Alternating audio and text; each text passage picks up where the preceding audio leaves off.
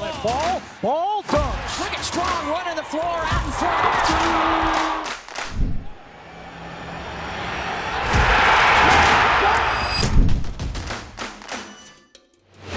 Figaro. Welcome to Connecticut Basketball Spaces. UConn 75, Villanova 67. UConn improves to 19-1 overall, 9-0 in the Big East. We're coming at you here live in the middle of a indescribable blizzard. Excited to break the game down, especially now that I am more civilized than all of you. I am more cultured than all of you. I went to the opera last night. I'm a smarter man because of it. And all you lucky ducks get to listen to me break down the game with Heathen Hurley Mania. Hurley Mania, how are you tonight? I'm good. It was touch and go for toddler bath time. Yeah, you folks listening may notice that this is 30 hours after the game ended. Would you like to explain yourself? Rapid recap. I went to an opera last night, all right? I want the full detailed breakdown. A lovely night out with my daughter. I learned all about Carthage. Main character died at the end. Gonna spoil the end for you. Spoil the ending for you guys. God damn it! I've kept tickets. No, it was adorable. My daughter was like trying to explain how everything works beforehand. Almost like, this is like the starting lineups, and like, this is. She's doing it in the context of a basketball game. Yeah, just trying to, make me feel at home. I really appreciated that. I learned a lot. When's the under 4? I learned a lot. Yeah, no, these Where's are the very part where serious. everyone leaves early? Can we do that part? Yeah, no. These were like very serious people in the audience and like very seriously talented people performing this opera. And then there was me sitting there like a fat little old dumpling with the attention span of a snow pea. I learned a lot. I'm a cultured man now. It was a great life experience. Any excuse to hang out with my kids is always good. So I enjoyed myself. It was a late night. I didn't get back to like 1:30 in the morning. This thing was like a rager. It was like 3 hours long. I did not anticipate that. I did. Apparently, there's a 5-hour version of this show too. Oh yeah. All right, let's go. That's like what Sage puts behind the paywall. Let's get the 5-hour version. There was one question. I know the answer, but I'll let you share it publicly. Were you wearing a tuxedo yesterday evening? No. You were dressed like a slob, weren't you? Exactly the way I was at the game. Just went rolling on in there. Yep. That was kind of dressed down. I thought it was like, it wasn't, it wasn't a lot of cummerbunds. There was a guy next to us, so he did have the actual opera glasses, like the the mini binoculars on the stick. Yeah, on the stick. Yeah. Love that. He was like very there. This is like at Harvard, right? So it's in the okay, because I saw a lot of Latin on the walls, and I was concerned. I didn't know if it was where you were. Yeah, no, we were at Harvard, a place that I absolutely should be at. You fit right. Nobody screams. Nobody knows more about the Ivy League than me. All right. But that's where I was. I was at Harvard University last night, Mr. Hotballs, at the opera. I mean, Harvard 10-9 in the Ivy. It was time for a change. We're bringing Mr. Hotballs in. Yeah, got to shake some things up every now and then. But no, I had a great time. I learned a lot, which was important. I learned a lot. Yeah, well, they did sell hot dogs there. I was like pretty jacked up about that. What? I don't know why. Wait, they did? It's very weird. So you go into the place, right? And I gotta look up what the place is called. The theater? Yeah, no, I mean that's what it's called. But I'm looking at Harvard Google Maps. I can't remember the name of the place, the building. I was looking at it last night. It's very historical. No, I can't even look it up. I'm so stupid. It's okay. We will transition into the game here momentarily. One thing that relates to this is your wife at the end of regulation tried to pull the funniest thing I've ever heard. It's like, I don't know if you guys are going to get there in time. She just had enough. It was 3:00. The show was at 7. And your wife was like, she was dead serious. Like, I think we got to go. End of regulation. Yeah, no. Not happening. What? How long did she say she claimed? Sanders Theater. That's where we were. We're at Sanders Theater. You guys can Google it. It's gorgeous inside. Incredible. Your wife, who's a saint, obviously, as is mine. How long did she claim that it was going to take to get to Boston from Hartford? What number did she give you? It's like 2.5, 3 hours. I was like, it's an hour and a half, like on the nose. It's like literally exactly 90 minutes from my front doorstep. So, I'm proud of you for your culture and your commitment to the fine arts. I'm there. Like, look at this place. Look at the Sanders Theater. Like, they sell hot dogs there. They even had the hot dog sign. I was like so jacked up. It's like this beautiful, ornate, wooden brick building. Hot dogs. So American. Things I get excited about. So American. Fundamentally American. But I had a great experience with the opera.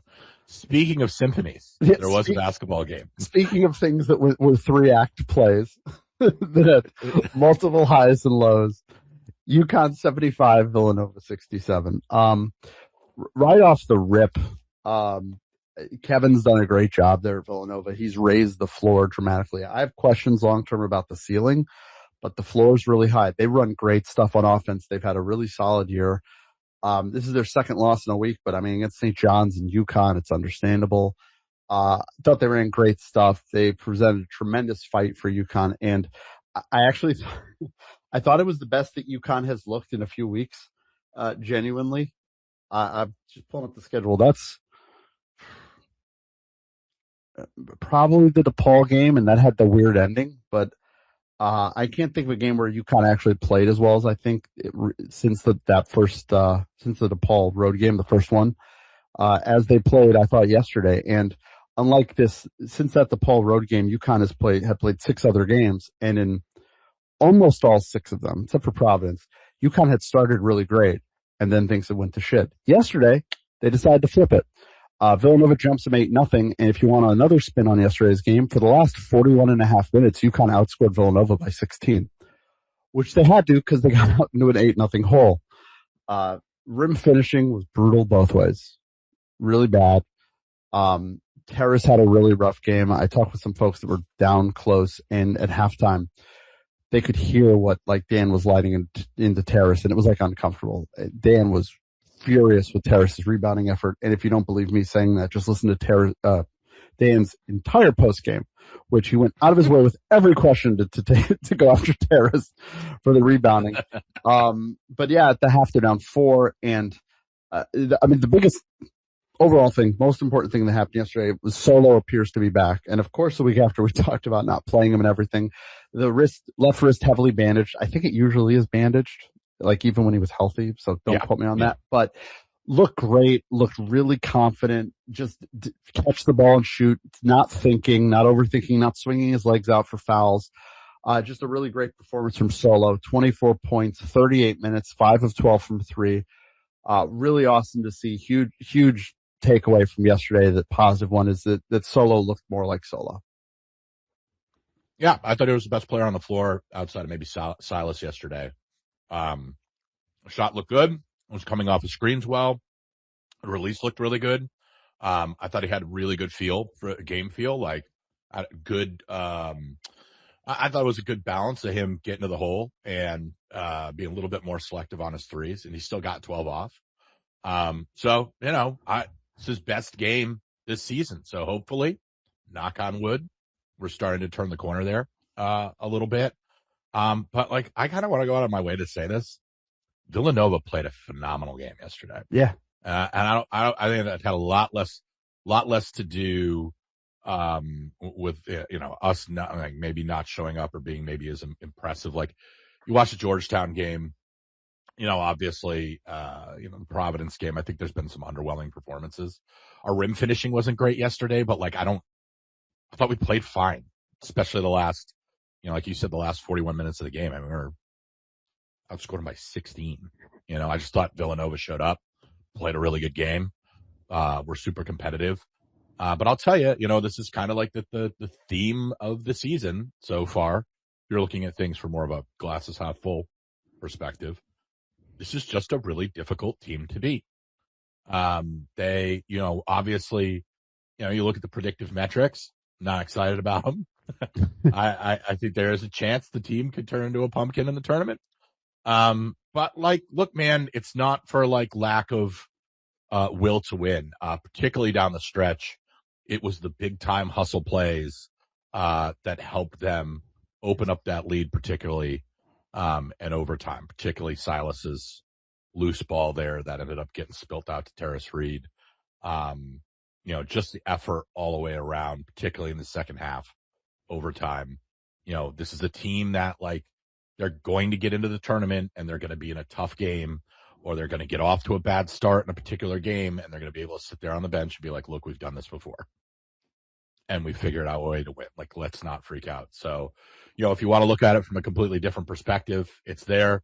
But look, they won the game by 8. I think nerd spread was 9. Nerd was 9 in the end. And that's the other 9, thing about the predictives. While I'm like, concerned is the wrong phrase. Like, they're 10th overall. They haven't gone from, they're preseason 5th and they're 10th. They haven't gone from preseason 5th to like 38th. They've fallen, but the metrics overall still think they're a really good team, despite the offense being what it is. And yesterday it takes a huge blow in that Braylon Mullins gets the elbow to the head. He's a concussion protocol. Not a doctor. I don't love that they brought him back to the bench with all the lights and the noise, but he's going to want to be out there with his guys. It's what it is. So that sucks. I don't expect to see him this week, which is a blow. And that's part of why Solo, confidence not lacking, Solo taking 12 threes because they had to deal with Braylon coming out. And it was a shame because Braylon had played so well to that point, I thought, largely. I mean, he was 8 points in 18 minutes, 2 of 5 from 3. And now without him, it's, it takes away a 3-point aspect to the team, obviously, but also it led to what I thought live were way too many, but it ended up working out minutes for Jaden Ross, who at the end of the day, Jaden Ross makes a huge defensive play at the end of regulation with the block to help get him to OT. The 2 missed free throws were brutal, but not altogether surprising. But that was something you kind of had to deal with, losing Braylon in the game, having to figure stuff out, having Terrace foul out in overtime, despite the fact that I wasn't the one. The 4th foul should be a federal well, maybe not given the recent news. It should be an investigation, maybe not by this federal government, by somebody. That 4th foul's a joke. And so the team had to also figure out Terrace being out. And a part of yesterday is I thought Eric Ryder had a great game. Eric looked really good, almost at the point now where you can have I don't like the lean on plus minus, but man, the team played much better with Eric in the game than Terrace. And I thought Eric was a real spark for them in his 13 minutes, giving them 4 points, 4 rebounds, 2 assists, no turnovers. On a day where Terrace Reed had 4 of the team's 9 turnovers. It was a drastic difference in terms of what Eric was able to do yesterday. And I thought he played a huge role in them being able to gut that thing out.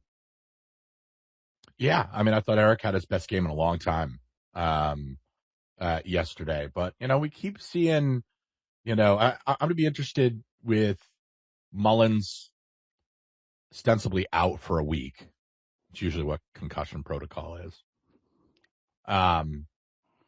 We're going to be able to see a lot more Stewie, a lot more Ross. I think we'll see a little bit more Ryba even. And we're going to get a chance to kind of get a longer look at some of these other rotations. And I gotta be honest with you. I mean, we keep coming back to it. I feel like we're beating a dead horse to death here, but like, I'm kind of enthusiastic about that. When I talk about the starting lineup, like I guess I don't look at it from the standpoint of like, oh, so-and-so is not playing good enough, so like he should be taken out of the starting lineup and replaced with somebody else. But I think if you take just one of the shooters off the floor and you mix in Ross, Stewie, they haven't gone double big yet. I don't think they will. Oh, they played 3. What was it? Yeah, they played 3/10 of a second of it. Oh, sweet. The end of regulation, they did play the double big. But like, I think you take one of the shooters off the floor and you put in a Stewie, a Ross. Like, it just looks better, man. Like they come off the screens better. The biggest difference is they go from like an outstanding defensive team to like an elite defensive unit, and the rebounding is so much better. They're able to create extra possessions. It's not a lot of these one and dones. We've kind of had some rebounding issues with this team over the course of the year.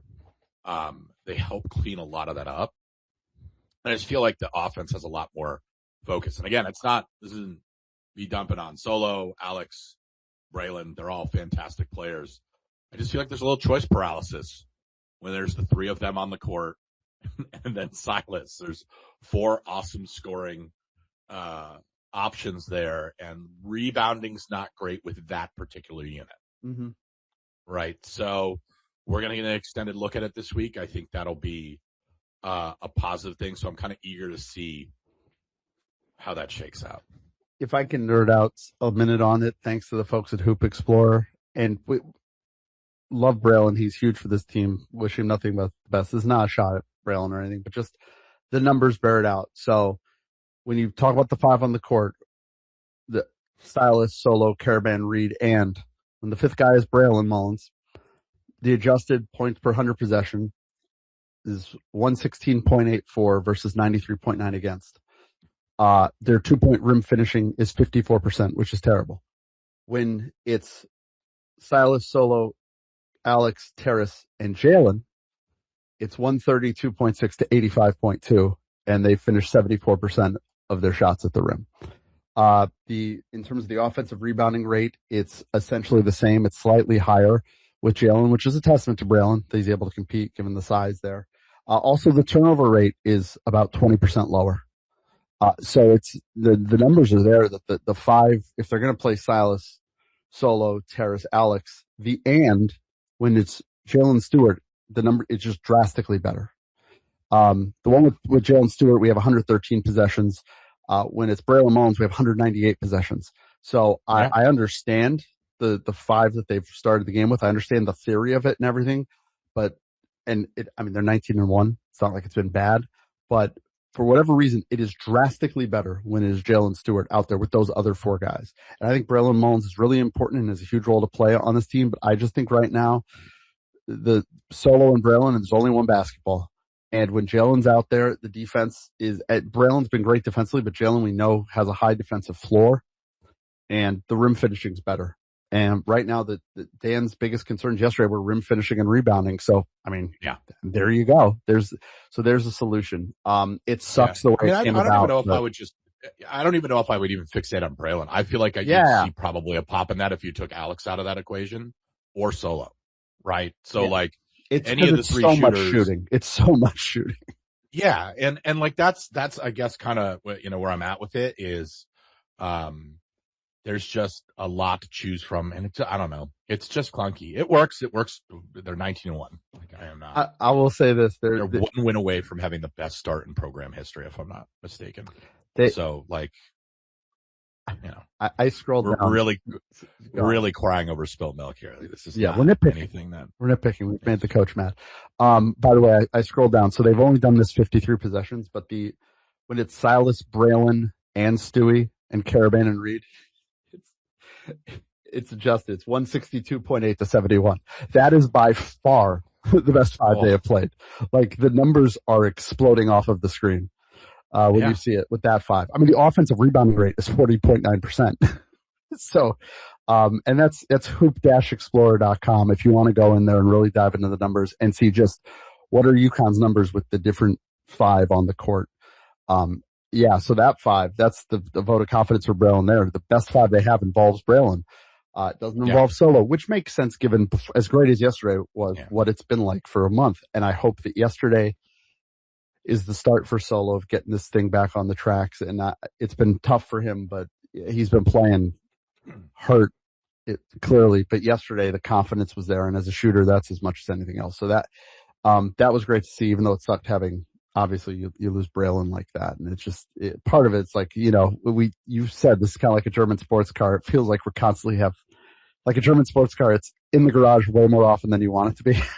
But yeah, no, you like, it's like, well, my whole explanation with this is like, I owned an Audi once upon a time. And like, if you blew an alternator belt, it was like a $1,000 trip to the mechanic.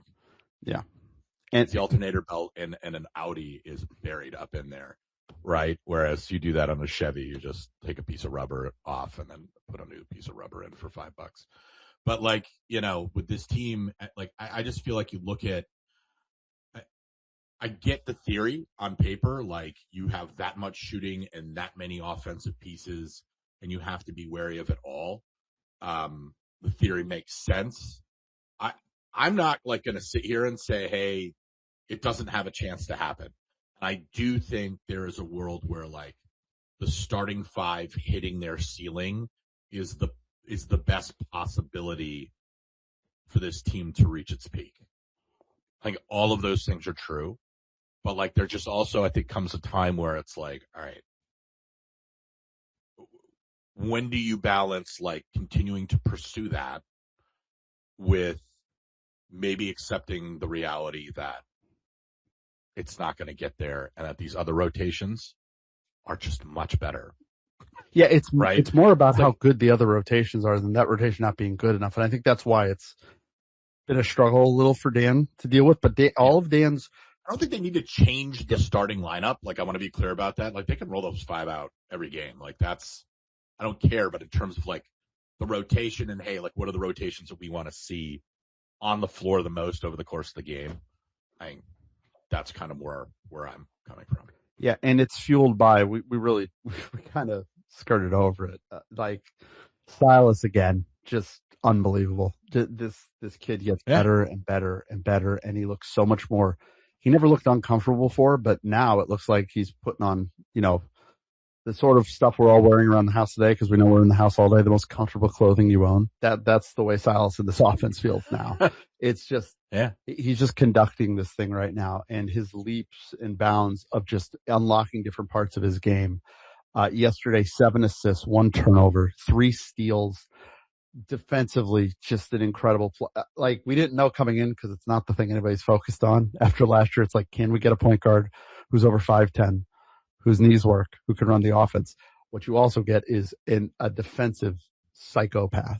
He's incredible defensively. And he had a Caden Lewis a level below hell. And I'll let you get into it because you're the one that noticed it. Caden Lewis, they completely shut him down. The star freshman was 1 for 13 from the field. Yeah. 0 for 4. Books out on a Caden now. Yeah. You want to St. John's did the same thing. Mm-hmm. You want to explain what it is? Force him left. Force him left. Like that's literally it. If you go back and look at that turnover later in overtime, they forced him left.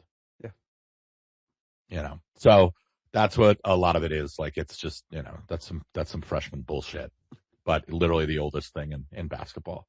You get a really talented dribble drive guy, try to get him to go to his left more. It's like high school stuff. But it's truth. It's worked for a couple teams now. So I think the cat is out of the bag with the Caden Lewis a little bit. But just to Silas's point, somebody in Discord brought it up, and I thought it was like right on the nose. He is like 80% of Tristan Newton's offensive output and like 80% of Steph Castle's defensive output. Yeah. Like that is probably a perfect description. I don't know if I could come up with anything. Yeah. And it's getting better every single game. Like he's the one guy, like he's the most important player on the team right now. He might be the best player on the team right now. He might be. I'm at the point where more than any of like if he doesn't win Biggie's Defensive Player of the Year award, I'm going to be mad. Like Zuby can win Player of the Year, but Silas has to be the best defensive player in this league. We've given that award enough to bad people who don't deserve it for the last 5 years. Can we give it to somebody who does? By the way, you know who's he's a great NBA Villanova? Do you know who's an absolute freaking savage on that Villanova roster? Is Tyler Perkins. Tyler Perkins. Yep. And he is an absolute fucking dude. 16 points, 10 rebounds. The other day, I think he was 2 for 5 from 3. Yep. But like just a classic Jay Wright style Villanova basketball player. Just post you up, back you down. There was a stretch in the game he had Solo. Absolutely. Him and Solo spent a lot of time picking on each other yesterday defensively. But I was so impressed by him overall. Yeah. And also Duke Brennan. I can't remember. I think it was Brennan basically running what I think is what Terrace wants to run his offense. Just let me pick it up at the top of the key. And I'm just going to back it down. Yeah. Really impressive. They've got some good pieces. That is a team that 8-9 seed. Thank God we don't have to deal with it. They're going to give somebody some fits, and they played BYU really tough this year on opening night. They played UConn tough yesterday, obviously. They played St. John's really tough in that game in Philly last week. Looked like they were going to have it. They, like everybody else, got murdered at Michigan, and they played them in the worst time, which was November, December. And, they got by Creighton at home, who's an impossible team to figure out right now. So a lot of credit to what Kevin's doing. Yeah, I thought yesterday was more about how well they played than UConn struggling. I thought UConn actually played pretty well, other than rim finishing and rebounding. And they got there in the end with the rebounding. At the end of the day, UConn out-rebounds Villanova 42-39. Points in the paint, they outscore Villanova by 12. Neither team could, the rim shit was, UConn was 10 of 19 on layups. Villanova was 5 of 15. So I feel like there was so much stuff that went in and out yesterday. Yeah. So many shots that went in and out. And that's part of the mental toughness for this team, is that it took them so long to get the lead. They didn't even have the lead and have the ball with the lead, I think, until like 4 minutes to go. Because it just, to Villanova's credit, UConn would cut into it, and then the crowd would get up, and Nova would hit a basket, and UConn, it was really hard, and I'm impressed by UConn pulling it off, because it's really hard in a game like that to just be unable to get over the hill for like 30 minutes and be persistent enough to actually pull it off and to have it not just eventually go against you. And so I give them a lot of credit for that. Obviously, I wish they, went out there and didn't start out down 8-0 and all that. And there's still stuff they got to improve. And the offense is still, where are we at this point? 38th. 38th in offense, 4th in defense, though. And, I hope it's Tuesday, but it's going to be hard without Braylon. But if you ever want to talk about a team you can light up, it's this Providence team. Yeah. They're in a tailspin right now. God, they had Saturday was their Waterloo. They had our Auburn game, I think. They blew a 20. Remember the lowest of the low? Was it Auburn? What is it, Auburn, or was it maybe the Villanova game in 17 where you were just, 18 rather? The one that really broke me was Arkansas at the PK80. Really? That was the game because that Arkansas team wasn't that good. They could have won that game by 40. And there's 20 people in an arena, and we're out there because it's some old billionaire's birthday. There's 15 people at the Rose. It wasn't even at the Rose Garden. It was at the Memorial Coliseum, because UConn wasn't good enough to get games to the Rose Garden. It was just depressing, and it was like, this is. They had worse after that. The Auburn road game was bad. Pick any fucking Wichita State road game in that sequence. Yeah, they only lost to Wichita. I'm looking at it now. I'm so glad we've gone to a positive place with our 19-1 team, and now we're talking about 2018 all over again. Look at us. Please no. Look at us. Just bringing you nothing but unbridled joy, folks. The Villanova game was brutal. That was a 20-point loss. Mm-hmm. Got absolutely rinsed by Memphis. 73-49 on the road. Oh. Some of these are crazy. We lost to Temple by almost 30, 28. It's very interesting how the way these programs are now, and Dan alluded to it post game, how you can see what Villanova's going through. We've done those bits. We've done every one of the beats that Villanova's doing now. And they're going to get back. I have no doubt they're going to be a top 3 team in this league that UConn's going to have to deal with the next few years, provided the league exists and they're in it. And it made me feel a lot better about the Big East yesterday. Yeah, it's a cheesy answer, but Villanova wasn't ready to win that game yet, like that yesterday. Even when they played well, when you play well, but it's just there's something about a game like that against a team like UConn. The top 3 team in the country in their building. That shit's really hard to do. And we were reminiscing all week about the RJ Cole game. Yeah. The reason we were all pissed off is because UConn had knocked on the door with Villanova time and time again, and that was the standard bearer of the league for so long, and they just couldn't get there. And in that game, UConn's down to 4, and Nova's shooting free throws with 20 seconds left. We all forget that UConn shouldn't have won that game for a variety of reasons. But they get over the hump. It's an amazing moment, and nobody at the time thinks it's an amazing moment because 2 years from now, they go back-to-back to win the whole thing. But it was a sign that they were able to really compete at the top of the league. But even within that, the struggles in the Big East tournament that they've had largely since, and it's for this Villanova team as they build the program under Kevin. a day like yesterday, it's like painful in the moment, but to have that be that close that early is a sign. And I give Willard a lot of credit. He had a great team at Maryland last year. You know, he didn't bring any of his guys with him. That dude doesn't give a fuck. Like, he was like, I don't need to pay for Rodney Rice. I'm good. He just went out, he recruited, got a Caden Lewis. They got the transfers they did, and they've built a team right off the rip that's an NCAA tournament team. And the other side of it that was something you really, I don't know if you could tell on TV if you weren't there. You can always tell really who has the scout for UConn based on who is the second person that's going nuts next to Dan on the court. Yesterday was Mike Nardi's scout. Mike Nardi was the head coach of Villanova in the Crown, but he was like 6 months ago. And, you know, he's Nova as it gets. And it was a huge spot for him, big game to get the scout, but also like I can't imagine what was going through his head. Oh. And there were no split loyalties because he was losing it right next to Dan for 45 minutes. Nardi was almost on the logo. And it was a second defensive possession of overtime. Or maybe it was in regulation. There was one where he flew off the bench and was like almost standing at half court. Screaming. If there were any concern, absolutely should have been teed up if an official had noticed it. He would have been zapped. He wasn't feet outside of the coach's box. He was miles, yards out of the coach's box. I had as animated and as entertaining as Dan was yesterday. Mike Nardi, equally as entertaining. Yeah, and I can't imagine what's going through his head with his history there. So I know he just wanted to win, and they got it. I'm happy for him. And yesterday he told me I knew coaching acumen wise and all that he was at the level of the staff. They didn't bring him in for nothing. He's extremely well thought of throughout coaching circles. Folks know I do a show about that stuff. Like, he's legit as a coach. He's not just the guy that was a great player in college. But yesterday was the day when I learned that he is every bit as much of a psychopath on the sidelines as the rest of the staff, and he fits in like a glove. So it was great to see that from Coach Nardi as UConn gets the 75-67 win over Villanova. They are 19-1. They're 9-0 in the Big East. It is their best start in the Big East Conference since 1994-95. We are one win shy of the best start in program history, correct?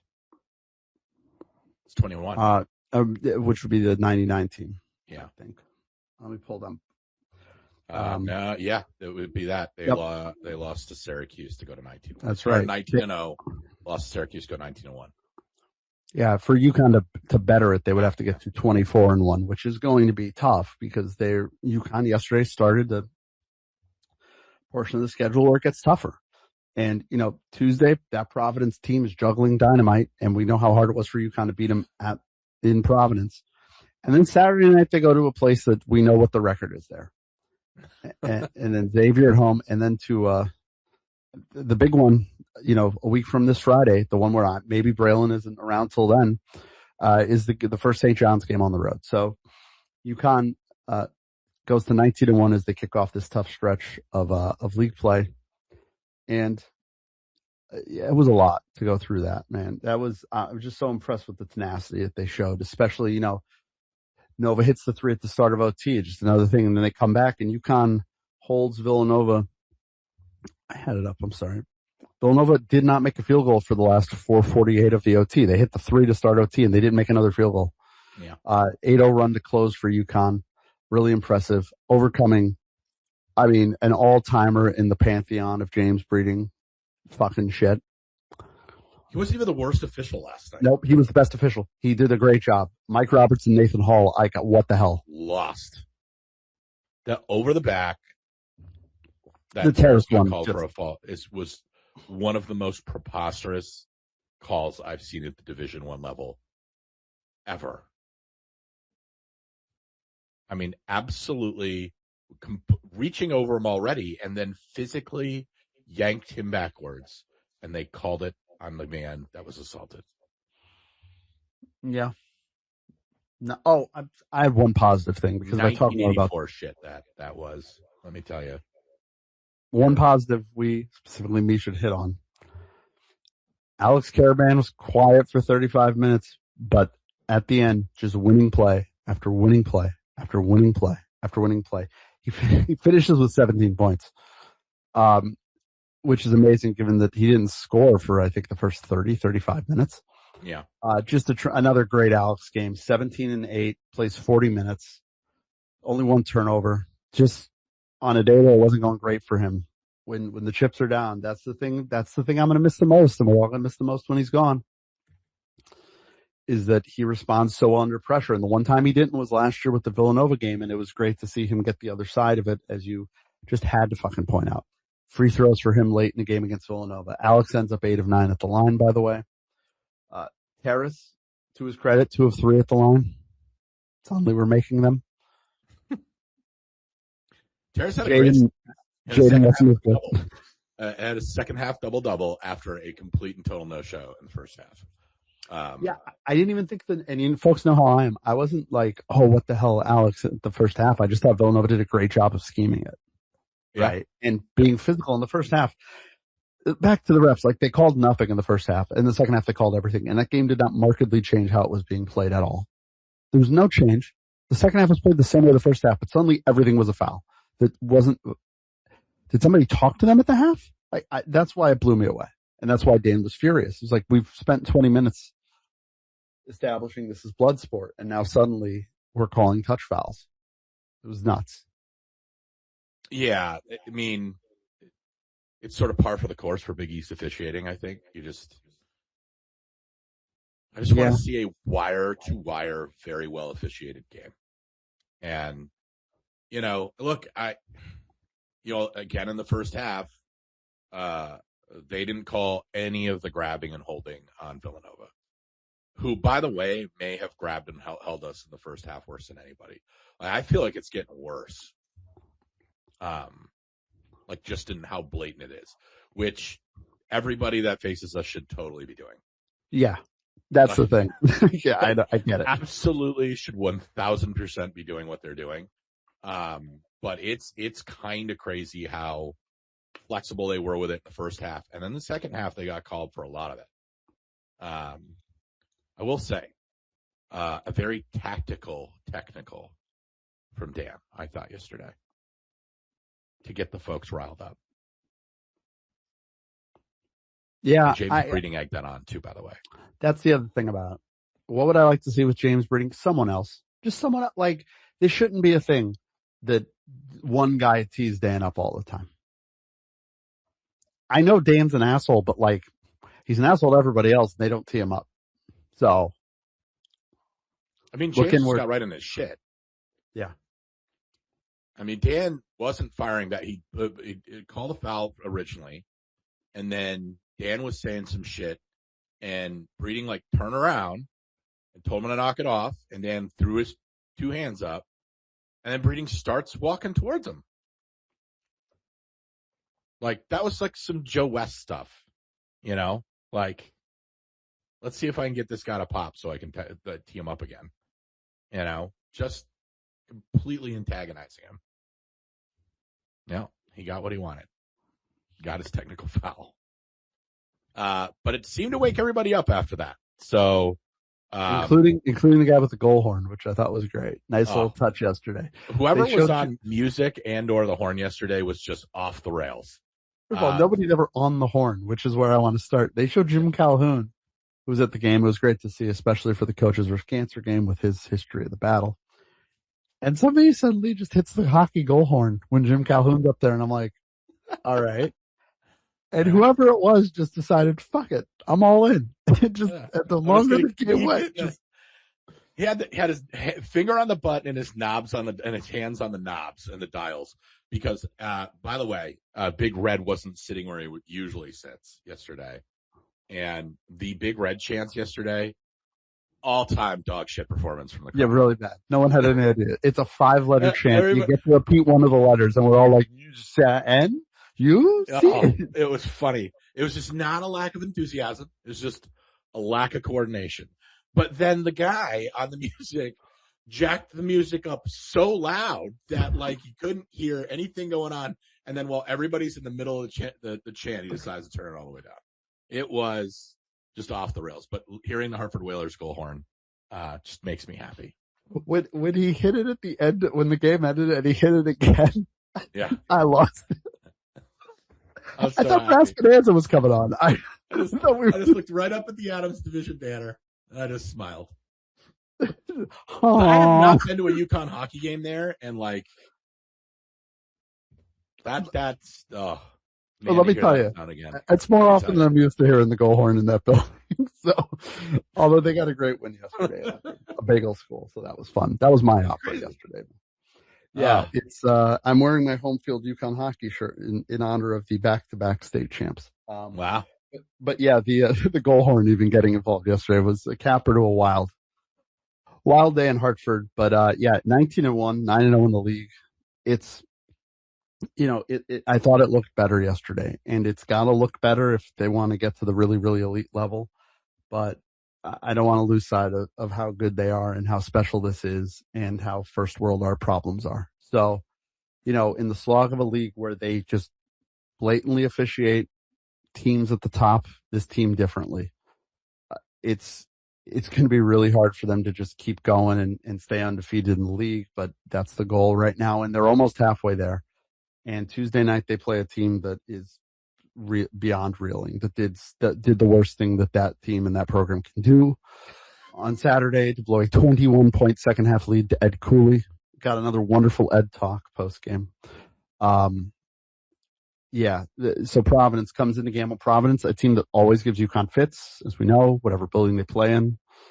So that will be by no means easy, presumably without Braylon Mullins as well. But impressive to see what Jaden Ross brought defensively and Jalen Stewart defensively. I don't want to see Jaden Ross ever take a free throw again. I'm good. That wasn't fun, but great defense at the end to get to OT, and UConn got over the line. So 75-67, you went to the Opera.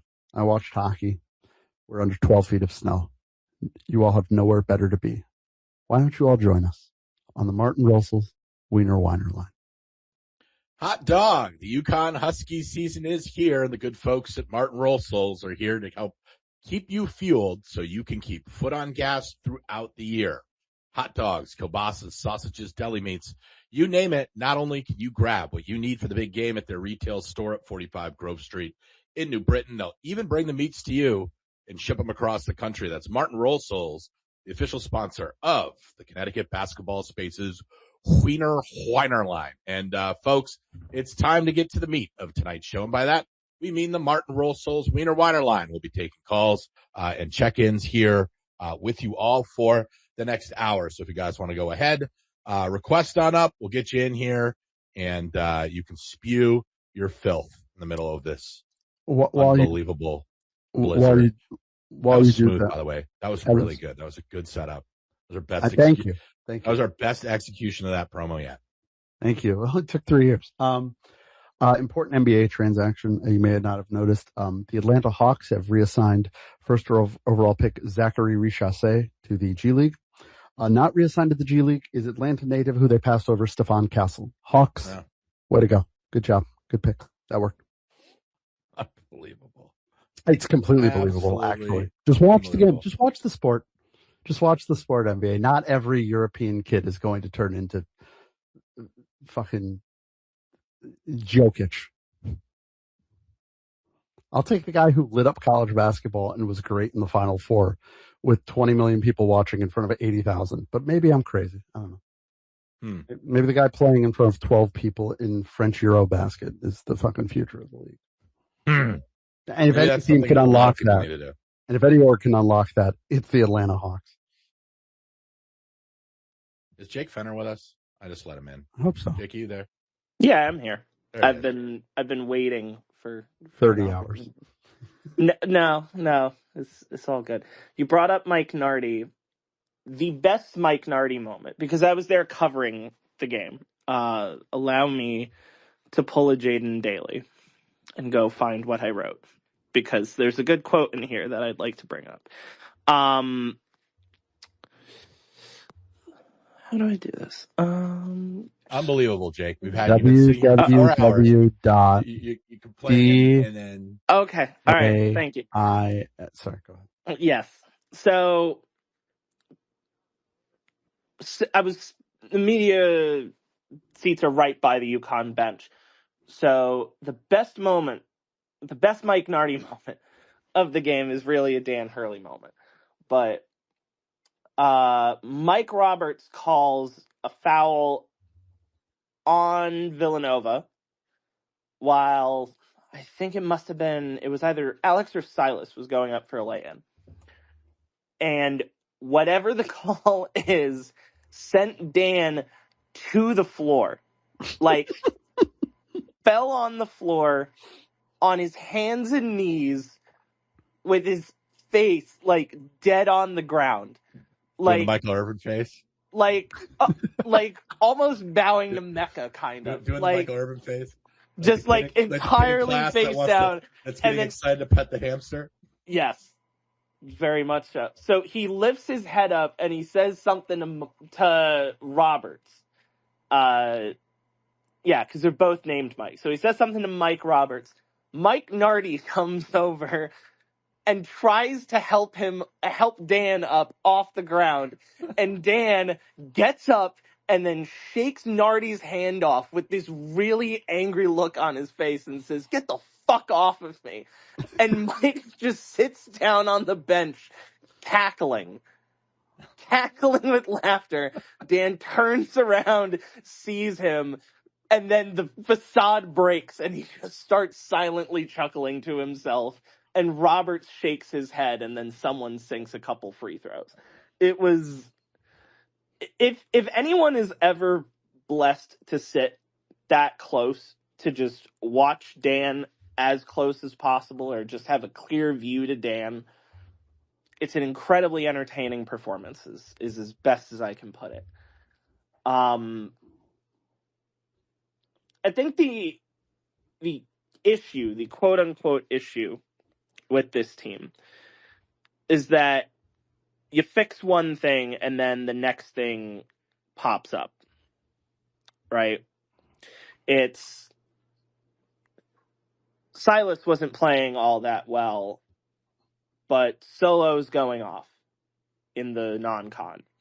Then you flip the calendar to Big East schedule.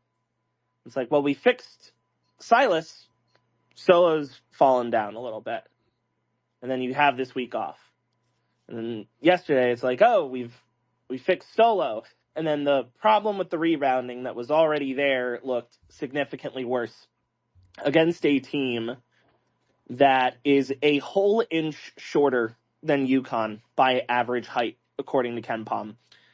Exactly 1 whole inch short. UConn is 26th in the country in average height at 78.6. At 77.6 and 144th in the country is the Villanova Wildcats. And the rebound battle was just way, way, way too close.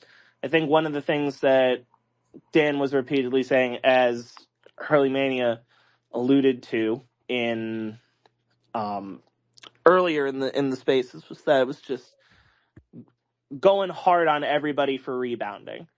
It's just constant rebounding issues that need to get fixed. And I don't think it's like the last thing, but like my whole takeaway from that game is that if there is anything any UConn fan can glean from that game other than the fact that it was a victory, was that if the team looks this good right now against what would you say the second toughest challenge in the Big East they'll face this year? I'd have Nova at this point over Seton Hall, because I don't know whatever offense Shaw's going to be running with his guys at the moment.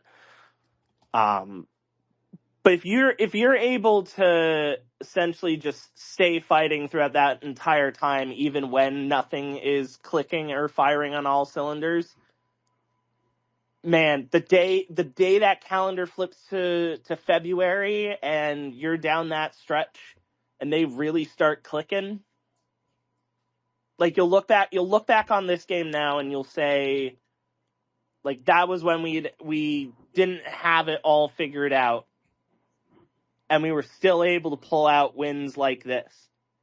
And then by the time that you finally get to like that late February, March portion where presumably there will be a lot more winning, you could say, oh, maybe at this point the team will have been completely figured out and it looks great. But remember when we were able to win when we didn't have it all figured out. And there was a question in the post-game presser about essentially Dan's comments from the Georgetown game, where he was talking about, don't nitpick the team.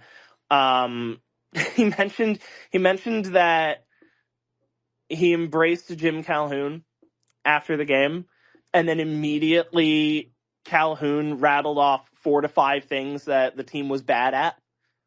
And instead of like laughing it off or brushing it off, the moment that he ended up like breaking his embrace with Calhoun, he ran to the locker room and opened the notes app in his phone to jot down the things that Calhoun said so that he'd remember them in the future. Which just kind of goes to show that, yes, Dan is aware that there are issues with the team. But I really liked the quote that he gave. He said, I'm going to watch the film. You're going to see the ways you shoot yourself in the foot. But listen, you're 19-1 and you won 15 in a row and we played a heck of a non-conference schedule. We're not going to take the joy out of being in a great spot. Yeah, the way that he described the gym interaction was great, where he said, like, he basically blew past the team when he got into the locker room just to go to his phone and write stuff on the phone. I was just picturing the way that looked. I'm picturing him, like, frantically typing. Yeah. Just all sitting there staring at the huge whiteboard with all the shit scribbled on it. They're all sitting there waiting for him to come out. So they could take a fucking shower. Stewie's probably got, like, his shower gel and his loofah ready to go do whatever. God damn it, what's taking them so long? Well, the other thing they had, and Dan alluded to this, was the fact that, it's the coaches versus cancer game. And I mean, you've got kids in there from CCMC fighting. It was a very emotional locker room. There was a longtime member of the one of the top donors. I should know the name. I feel bad I didn't. Who recently passed. So they were on as well. Said it, you may have mentioned it in the the presser. So it was just a very emotional locker room because the weight of the people who were in there, plus the weight of the game and the way it had gone. So that took a lot out of everybody. I think that was Dan then comes in and does the press conference after that. So I think that was part of why Dan was like, when he says he's not going to nitpick, a 19-1 team, like the reason the perspective for him was yesterday, because he had just experienced a lot of really heavier than basketball shit, like 5 minutes before that. And the team had gone to CCMC earlier in the week. And I alluded to this, but like, I mean, the things that Dan and Andrea Hurley have done for the Connecticut Children's Medical Center that nobody knows about. I know a little bit about it because of my, like, that you will never know. He could lose out. I don't even care, because that's the shit that matters. And that's putting roots down and helping your community. And great. The basketball team's good, but that's that game yesterday. That's always an emotional game. And then let's do it against Villanova, right? Let's just throw some gas on the fire. But I thought yesterday, Jake, sorry to try and bring it back to what you were discussing. Like, the issues yesterday were about, like, I mean, he really was focused on terrace rebounding. It wasn't like Alex is going to struggle like he did in the first 30 minutes of that game again. And the rim finishing was bad, but like you fix that on tape. It wasn't like we got nothing from the wings rebounding sort of thing, right? Like they had before that. This was isolated individual things that are annoying, but like fixable, which is a step up from where they had been in the last 5 games. So I thought, and against a much better team. That's the other thing. This isn't Xavier or DePaul or Providence. This is the top 3 team in the league. Let's be honest. Love the Seton Hall story. That shit has hit the wall. Okay. This is the 3rd best team in the league at worst.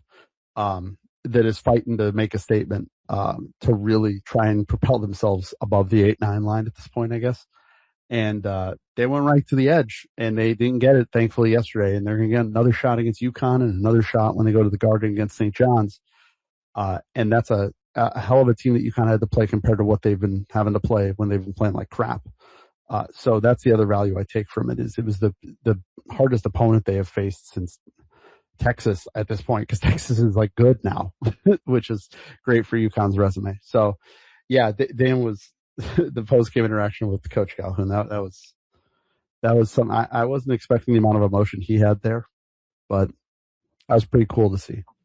That it's third.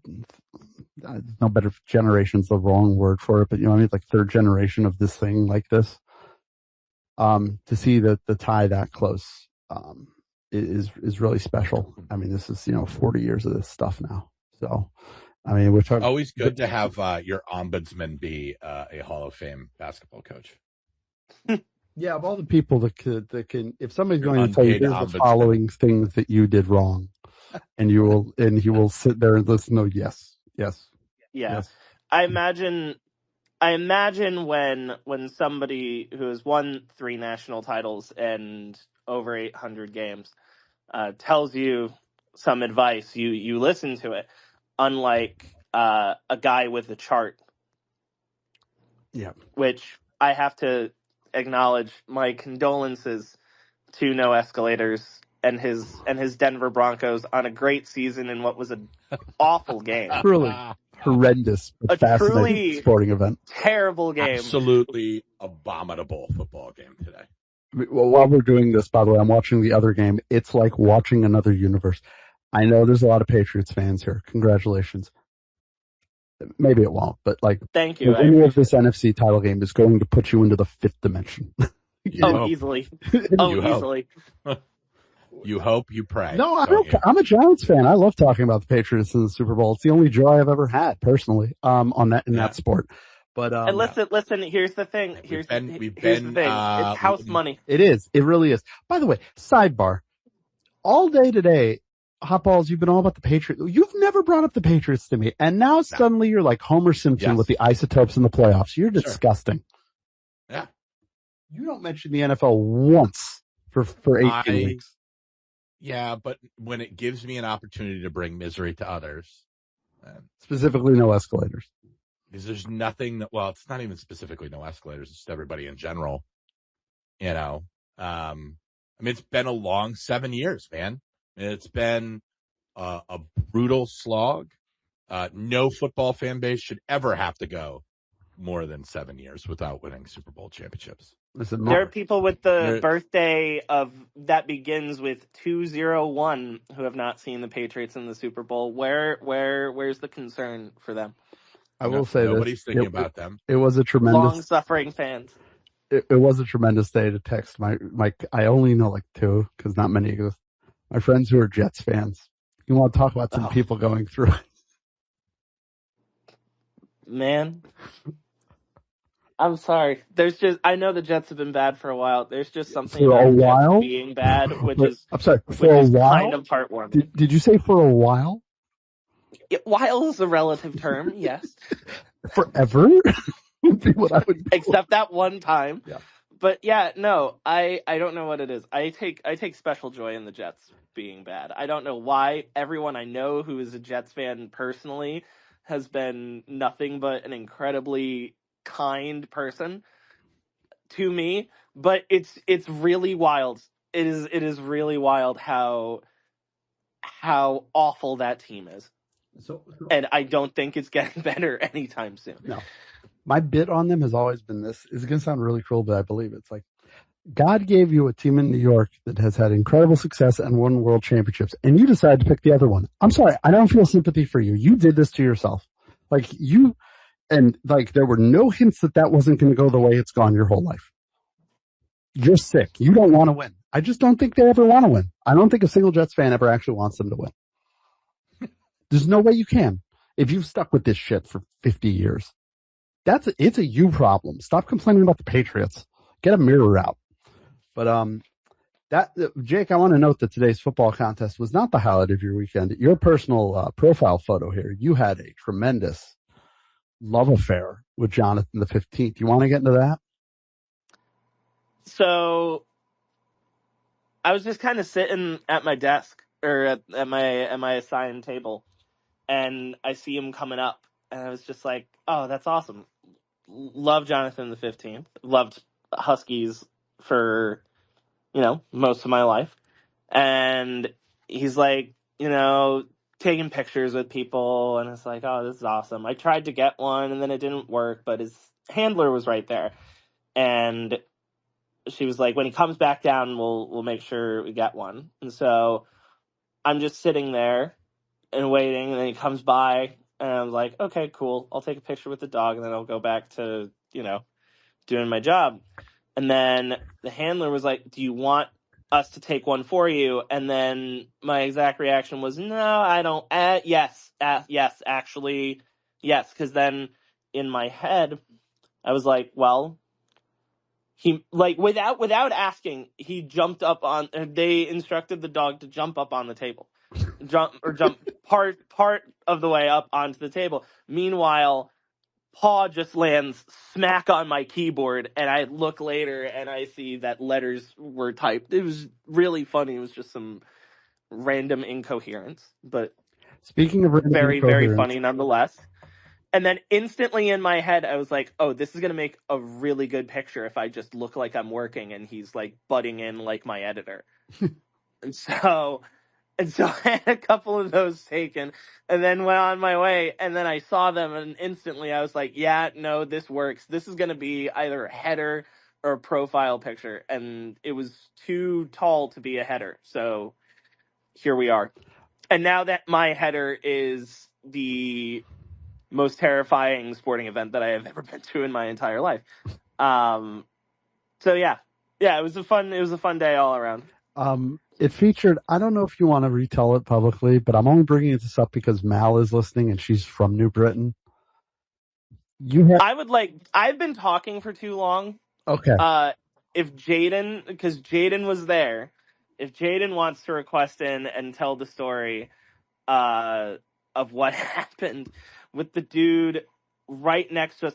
And here's the thing. Not only is Mal from New Britain, as you pointed out, Mal was directly behind us in our section. So I guarantee she also knows this story about what happened where there was almost a fight right next to the media section. And I'll point out, not the first time for me personally to have a fight break out right next to me, because last year in the Big East Championship game, this woman from Creighton this woman from St. John's allegedly threw her beer into the air or spilled it on this woman from Creighton somehow, and this Creighton woman just started swinging, and it was right next to all of us. So I'm sorry, I'm going to do live producing because she's listening. Mal, I'll call you after the show and I'll explain it. This is a very New Britain thing that occurred. But thank you, Jake. Appreciate it. Well, if Jaden wants to jump in and explain the story, then he can. Sure. Free country. He's not here. I think. Anyway. Don't turn on the He's probably in some mid-major gym snowed in. That's the thing. There were only 5 Division I games today. There were only 4. There were 4 Division I games played today. USC beat Wisconsin 73-71. South Florida beat Florida Atlantic by 14. Great job for Brian Hodgson, who took over that program after the death of Abdul Amir Rahim. It was not snowing in Tampa today, if you can believe it. Washington beat Oregon by 15 in a Big Ten conference game. Pause for laughter. And the one that Jaden no doubt was at, Mercyhurst 61, Chicago State 59 in Erie, Pennsylvania. Wow. Big NEC. Who wouldn't want to be at that? I'm sorry, did you say... Oh, no, Mercyhurst. Yeah, Mercy. Okay, all right, sorry. NEC clash. Notable Northeast school. Yeah, Chicago State, whose coach took the funniest technical of the year last week. I'm still not over that. What happened? Yeah, no, we only had is that the timeouts one? Yes, correct. Yes, that was fantastic. They were up 2 points with the ball with 0.2 of a second left, couldn't mount it, and the coach called a timeout he didn't have and got teed up against Stonehill. Fantastic. It just impossible. But thank you, Jake. Appreciate it. It's quite We're actually down to we're down to only 12 games tomorrow. See, the SEC is already moving their whole schedule around this week. I don't think UConn Providence is getting impacted, but it was a little weird today. I mean, it's different in the South. They're getting ice, which is way worse than snow. They're already jacking up their whole schedule. Tomorrow, though, Hot Balls, I will say, I was going to say tomorrow's a big day. Tomorrow may only have 12 games. It has the game of the year. Arizona goes to Provo. Cole Pete, AJ DeMonza, 9 p.m. Clear your schedule. Anything could happen. Yeah, we've got that. Then we got Duke and Louisville, and then Tuesday. Yeah, I don't give a shit. I have 9 o'clock locked in. Everything. We're doing bath time. It's it. Boom, locked in. That game should be sensational. Absolutely unreal. After a weekend where we got freshmen going sicko mode all over the country, hot balls, and in Hartford we've got a Caden Lewis going 1 for 14 and Braylon Mullins getting elbowed in the head. So, we didn't get it, but Kingston Flemings at Houston is incredible. The Illinois kid going completely fucking psycho at Mackey. Keaton Wagler, who was a top 150 recruit, puts up 46 at Mackey. And then AJ DeMonza has a casual 43 in the Holy War. Like one does. Yeah, I mean, Houston's starting to look better and better. I'm on the bandwagon. They're starting to figure it out. Up to 15th in offensive efficiency now. They're trending. Flemings is unreal. Flemings is he's a player they haven't had. A player like that. They've had really good guards, but they haven't had a killer like that kid is. So I am on that train. I am on the Houston train. Back on it. Maybe never left, but I am back on that train. And I mean, they lost at Texas Tech. That's a really hard place to play. So it's just rare to see Houston lose. But Tuesday we got. I believe in them more after watching. Tuesday night we got the Michigan and Nebraska ball.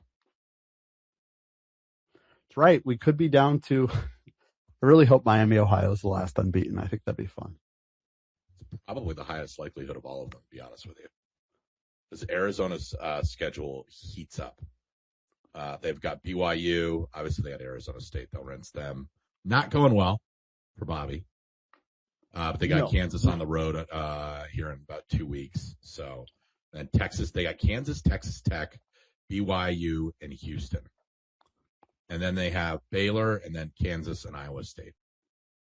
That is going to be a brutal stretch for them. This is going to be really fun because I know you don't.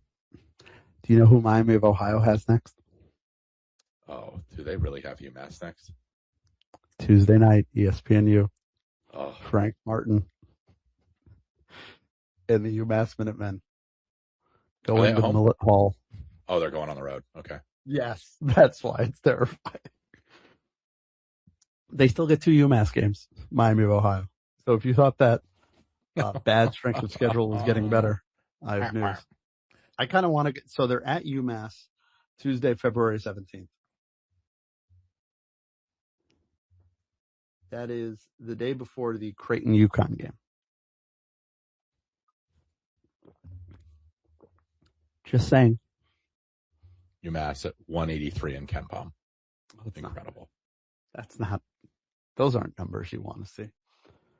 The 230th best offensive team in the country. Oh. 138 defensively. So the funniest thing is they did win at Buffalo, and they did present that trophy that they had created for the UMass Buffalo rivalry that they didn't present during the football game this year. Stop me if you've heard that one before. They trotted it out at the basketball game. Oh my God, dude. It looks like the old Maui Invitational trophy, not the surfboard, the really big. I big. hate bringing UMass up constantly. I am just obsessed with it. Completely and totally obsessed with it. Hypnotized by the stupidity of it all. Mr. Outballs, he is obsessed with 2 college basketball programs. He's obsessed with the 19-1 UConn Huskies, and he's also obsessed with the UMass Minutemen.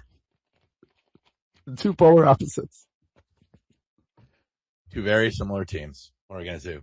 I think Abby just requested an Abby there. Oh, good. I'm here. Yeah.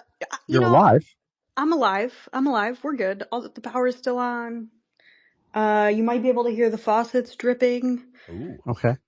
So that's good news. Abby joining us from Texas, where God help them with the ice they're getting right now and the snow and everything else. Glad to hear everything's good. Yeah, all ice here, but no problems. I do just have one request as a humble Spaces listener. What?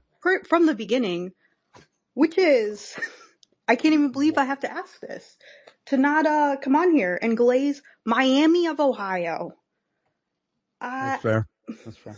That's it. That's really all I wanted to say. I had nothing else about our game. I'm really excited for it's about a month and a half from now, and Miami of Ohio is getting talked about as they really should be a 9 seed, and Abby is standing outside of like the Indianapolis where they're doing the selection committee, and it's a big sign that just has 362 painted on it, which is Miami of Ohio's non-conference strength of schedule.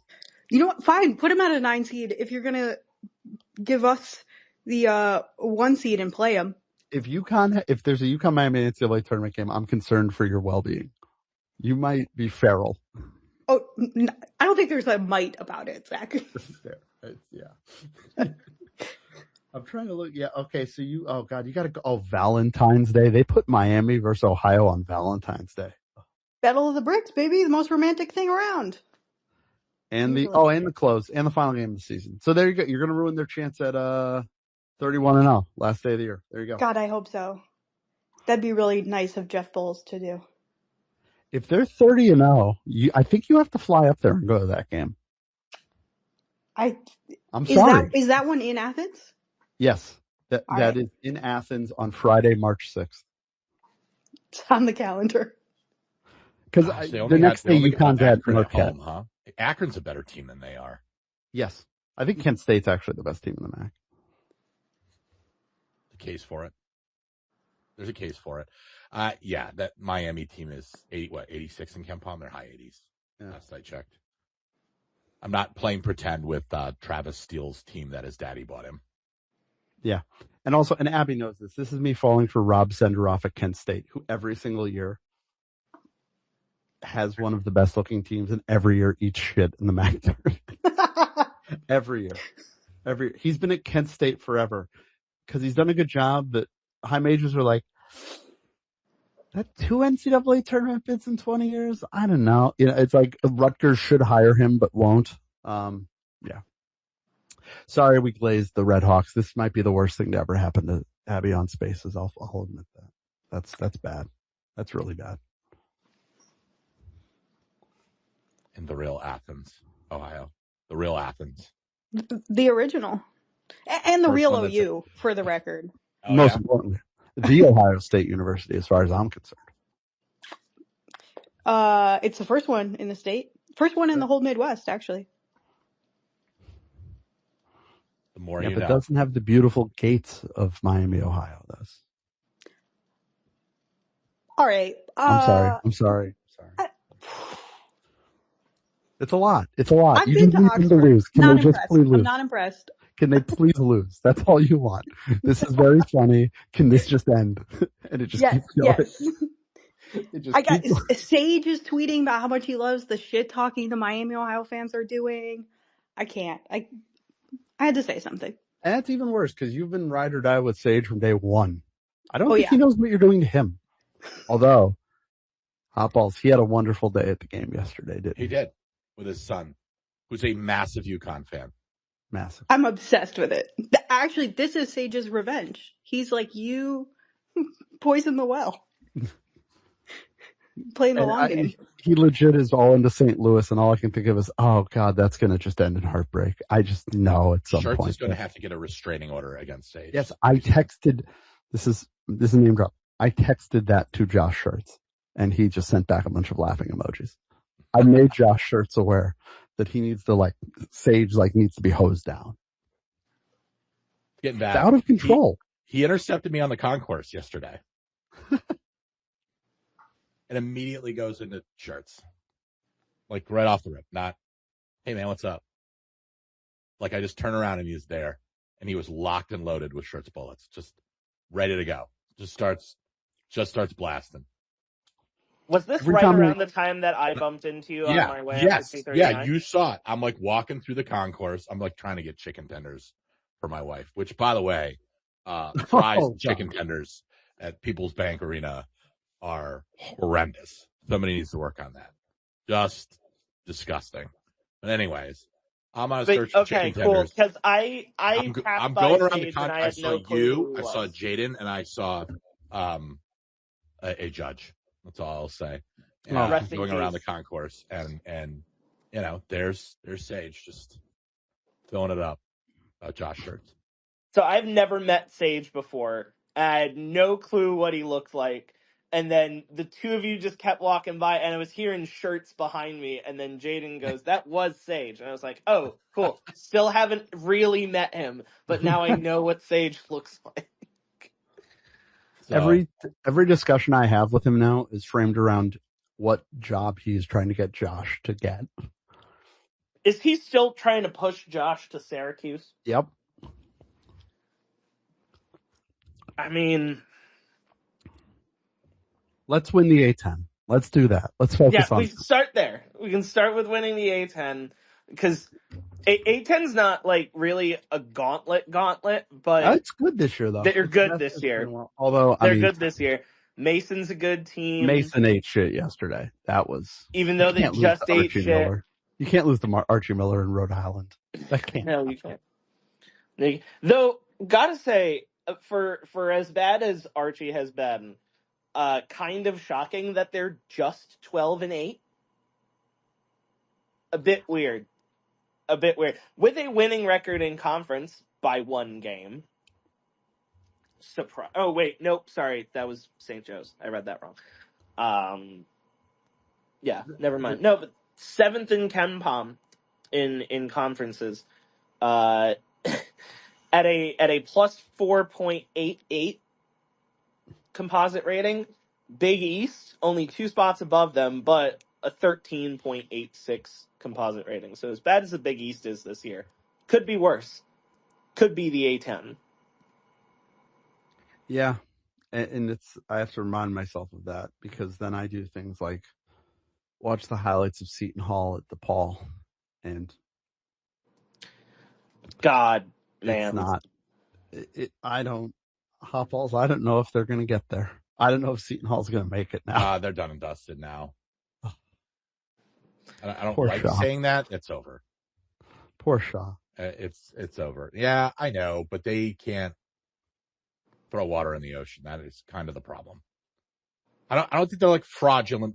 Like I think they're like when the NIT was a thing, they'd be like a good NIT team. They're a bubble team. I feel confident enough in saying that.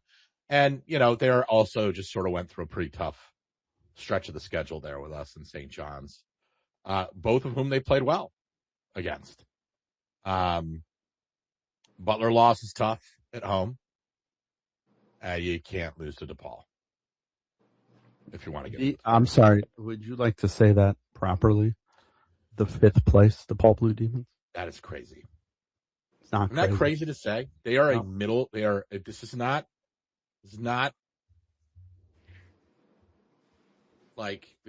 fantasy. This is the truth. They're 6th place, actually, technically. Tied for 5th. That's what we'll say.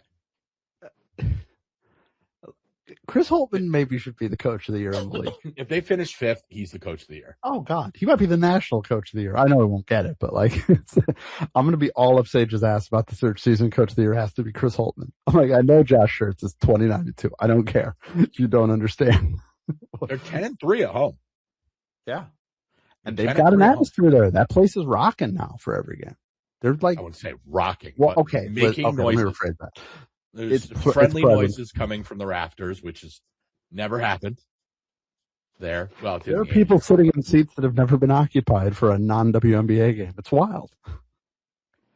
People do forget though, like DePaul in the early '80s, like that was a house on fire. DePaul was not a team you wanted to see. They're very good. At the beautiful DePaul was the number 1 team in the country at one point, believe it or not, folks. Early 80s. At the Rosemont Horizon. The Rosemont Horizon. It'll never not be the Rosemont Horizon. But yeah, I mean, look, man, we said it a million times. All the bones are there. The bones are there. They can get it rocking and rolling. It could be a thing. I don't know. But yeah, they are. I feel like really confident about saying they're absolutely going to finish 5th through 7th. Yeah. Confidently. I think the only person, like, if DePaul gets to 5th, I think the only way that Holtman doesn't win Coach of the Year is if UConn goes 20-0. And then at that point, you basically have to give it to Dan. Yeah. Although I think Dan would be pissed off. I think Dan would be like, no, you have to give it to Chris. Put him over. Also, if somehow Seton Hall turns this thing around and finishes top 4, I guess, but I'm not optimistic based on what's ongoing. Shaw saying he didn't recognize the team that was out there. Not a great quote. Yeah, I'm pretty confident UConn, St. John's, Villanova is going to be 1, 2, 3. I think Creighton's kind of a little all over the place, but I think it'll come out in the wash. I think Villanova's going to end up finishing 3rd. And I think you got Creighton, you got Butler, you got DePaul. I guess you could throw Seton Hall in there. But, like, that's the next tier down. Like, I feel like Butler has sort of an established floor. But, like, that's kind of it. And then, obviously, I cannot believe Xavier is 4th from the bottom. It's so bad that the team, like Providence and Marquette, who are 2 of the last 4 teams to win the Big East regular season title, are dead last within 3 years of winning the whole thing. Ed left and he ruined 2 programs. Oh, do we want to? Well, there's that. Talk about Providence? But Providence is in tailspin. Marquette is dog shit. Like, not good, man. Not good. I do actually want to shout Xavier out, man. Like, they play really hard for Richard. The roster stinks. They blew the Creighton game and then almost won it with the greatest inbounds play I've ever seen. Like, they should have won it. If they pulled that off with 0.2 of a second left, they should have scored on a length of the court inbound pass, which is nuts. And then the St. John's game Saturday, the Patino versus Patino game, they threw that one away. But from catching up on it, felt more like, Xavier just kind of ran out of gas in it. And it was always going to be a big ask for them. I want to give Richard a lot of credit. I think that Xavier team, while it's bad, they play their ass off. They play really, really hard. And so the teams that stink, I'm actually oddly optimistic on them. Because if he's got that team that had no expectations playing that hard, even at this stage in the season, they'll be all right. He'll figure that out there. And now, if he's still there, because this alludes to a certain other team in the league whose fan base wants anybody else to be their coach, including him. Some wild names being brought up from Providence circles. Ridiculous fucking names. Long lists of people that will never coach there. Josh Surtz is not going to coach at Providence. Chris Beard is not going to coach at Providence. Billy Donovan is absolutely not going to coach at Providence. That's the wildest one. Do they know how much an NBA coach makes? Do they have any, discernible idea of how much money Billy Donovan makes from the Chicago Bulls? Who actually like him, by the way. None of it's happening.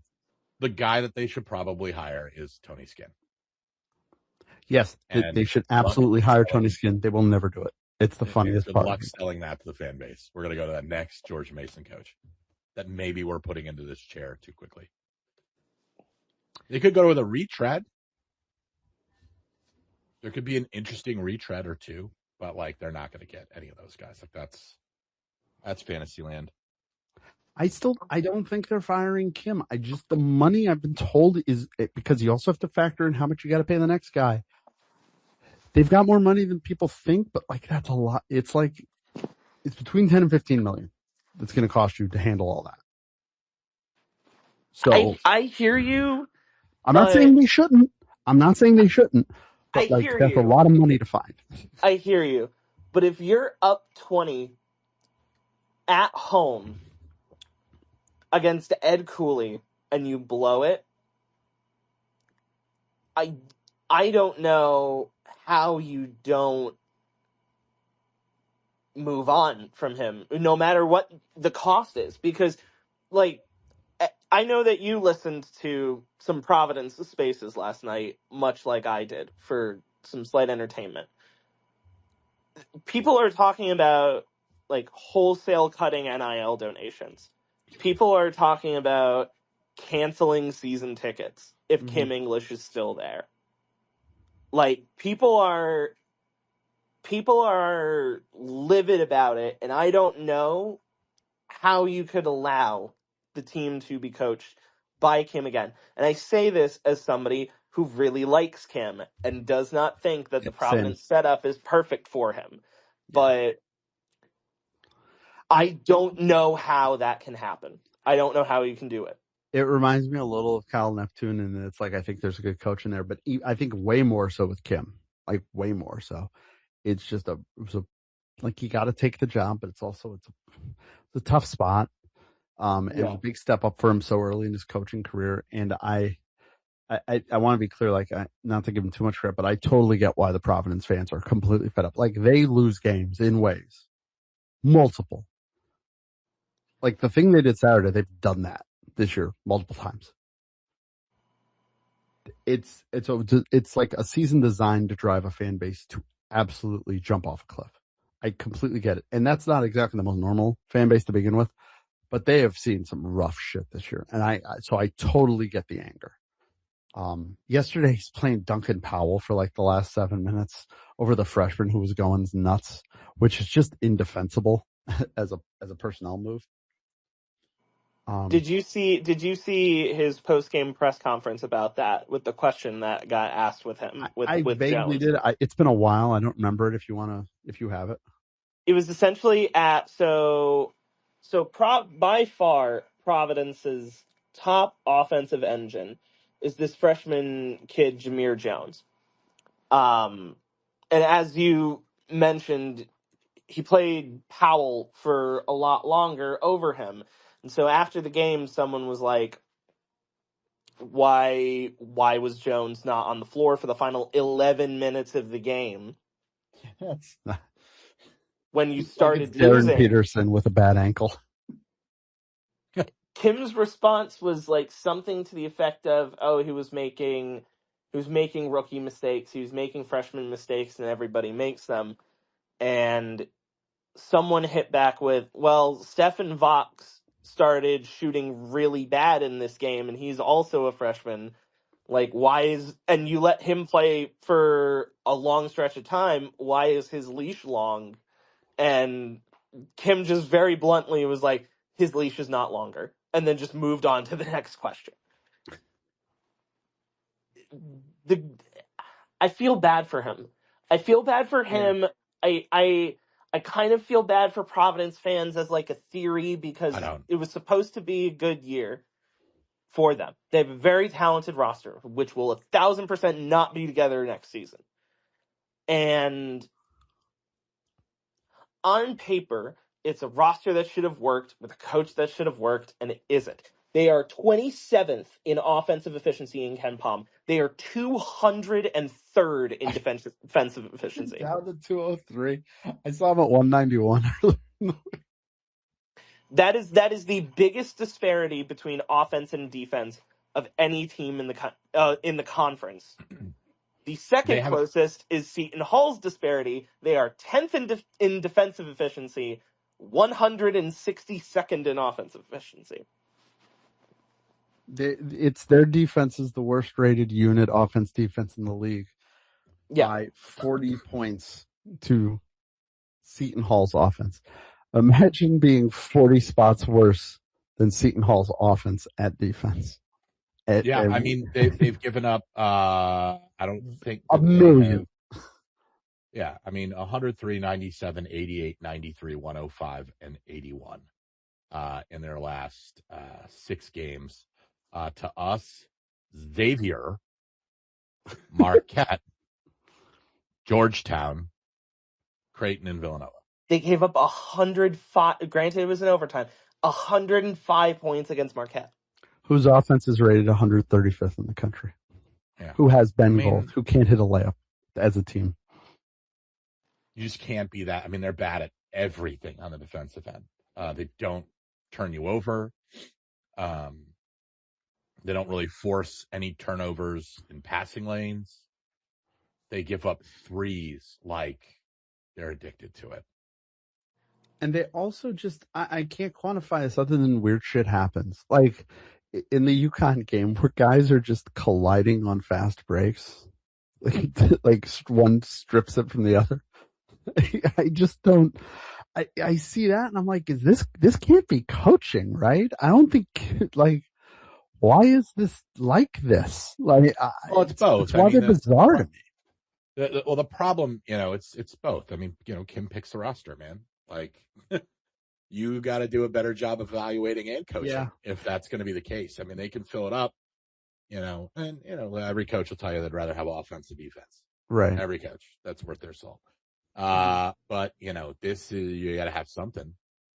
I mean, imagine being 150 spots worse than we were last year. Like, that's insane. That is like screen door on a submarine level defense. But yeah, I mean, I don't know. I think at the least, Kim is like ultra on the hot seat next year. I don't know. They can't go if it's like, they may give it another year just to get the buyout down. But I've heard they've already had conversations about trying to pull them. Yeah, I would be, this sounds mean. I'd be impressed if they did because it would mean they got the money, and maybe they do. Maybe they can get it. I'm wrong about, as I tweet, hey, I'm wrong about shit all the time. I would be surprised simply because of the volume of money required. The desire and the anger, you don't need to sell me on that. Trust me. I get that one. I totally get that one. I know that's there, and I know why that's there, and that you don't have to explain it. But it's a lot of money, and if it becomes a question if they're gonna put that much money in.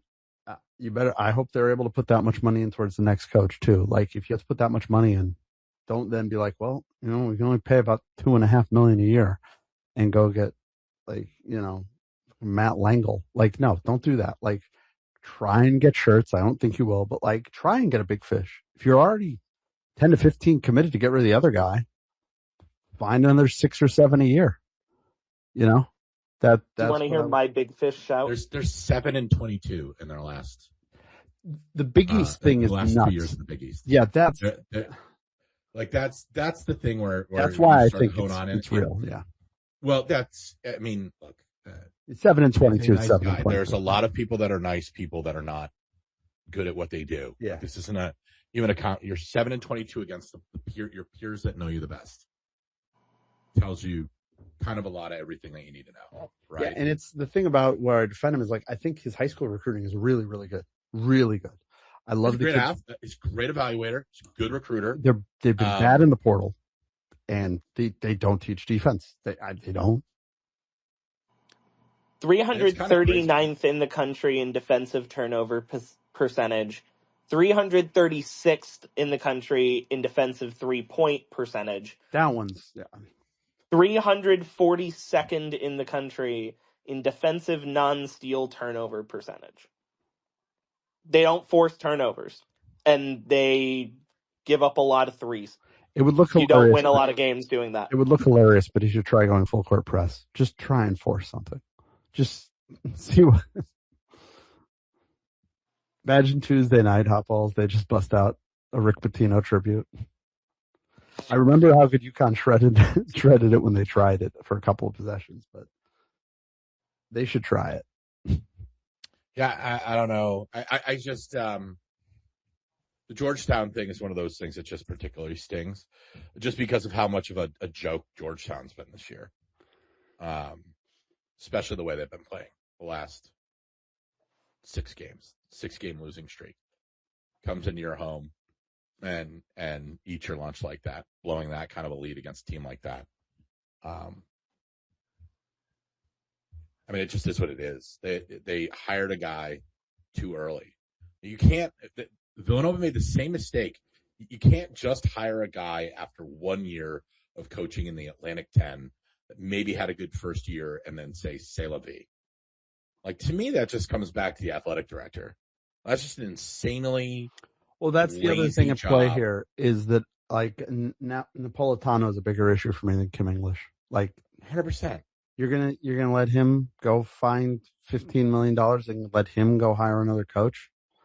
You know, at After least with the whipping- case with Neptune, that was kind of Jay's thing. Yeah. You know, like that, there was like a succession plan. It just didn't work.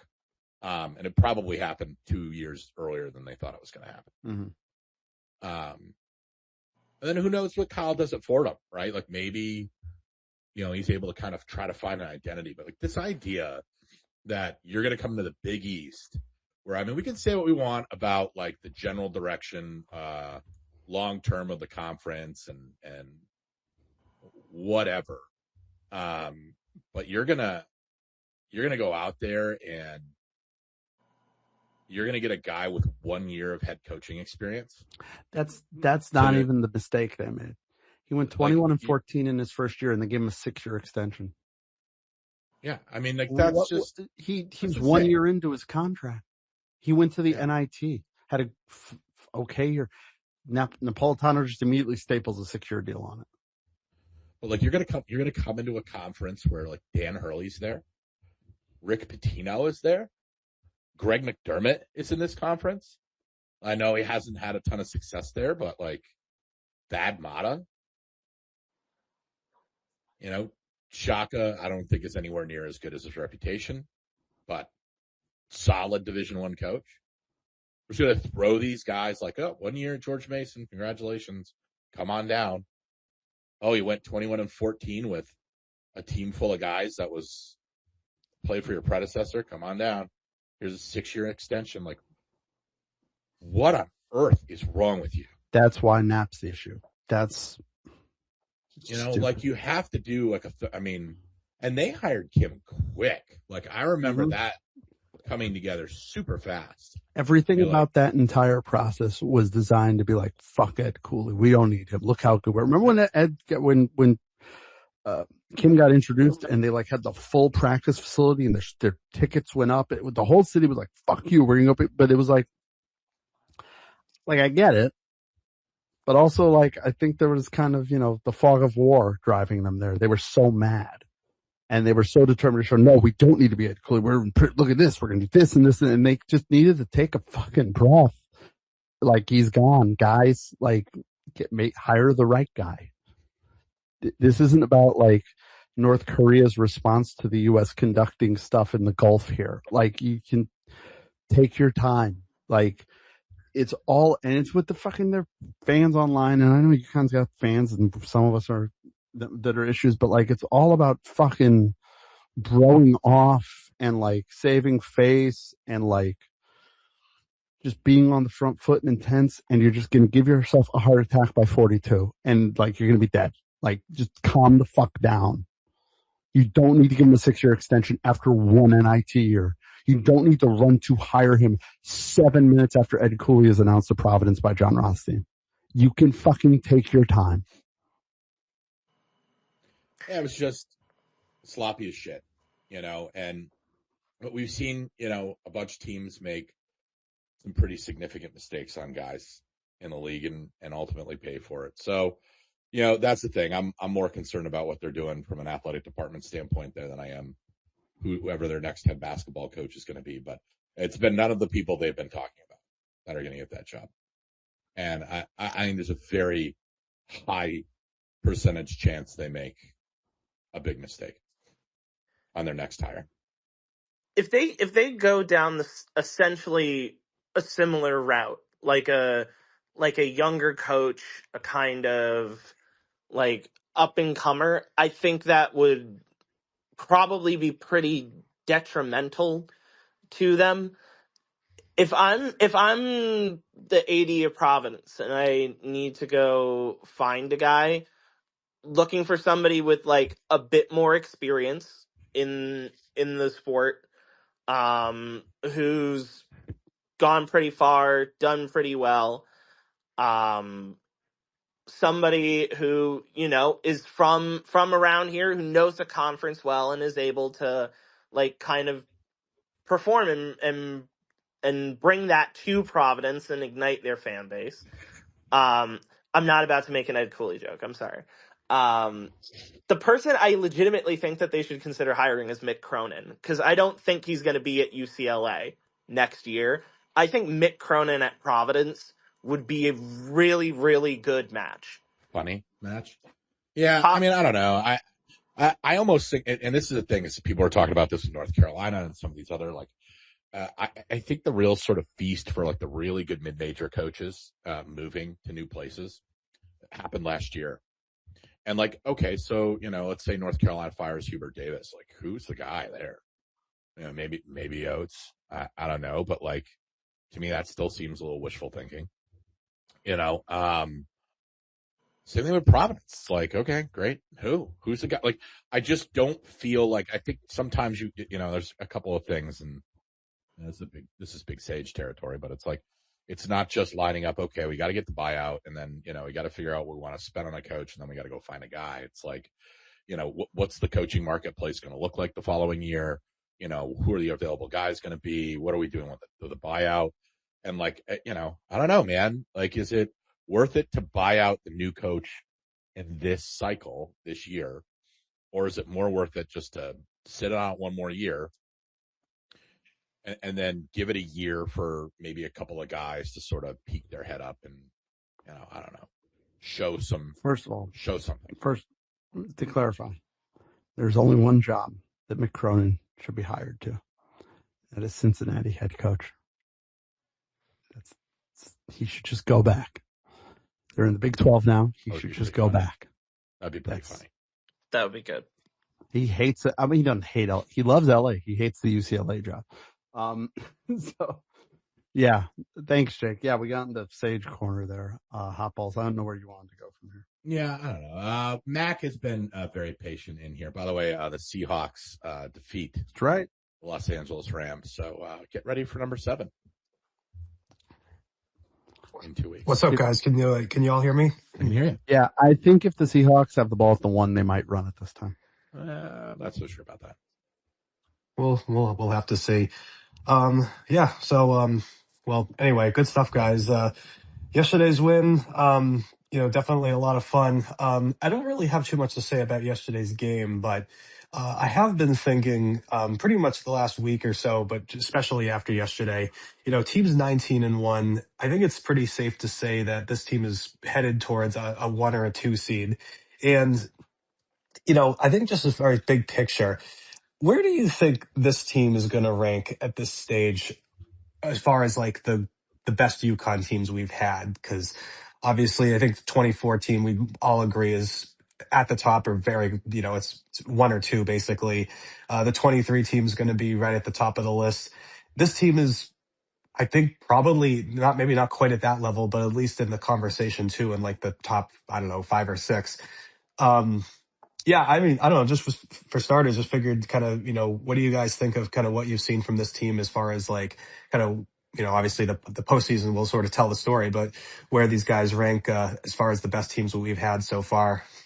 Would we say to this point in the season, or like just writ large?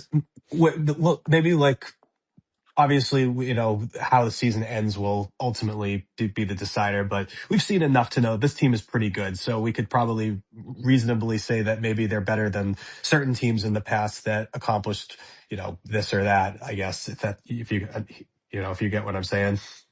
Yeah. Man, they're nowhere near the 2014. I'm like, so already that there. one, like, that's not that that's a realistically, that team is, and I'd probably be comfortable saying 99. I don't think they're as good as 04 either. Can I unlock a very dangerous room?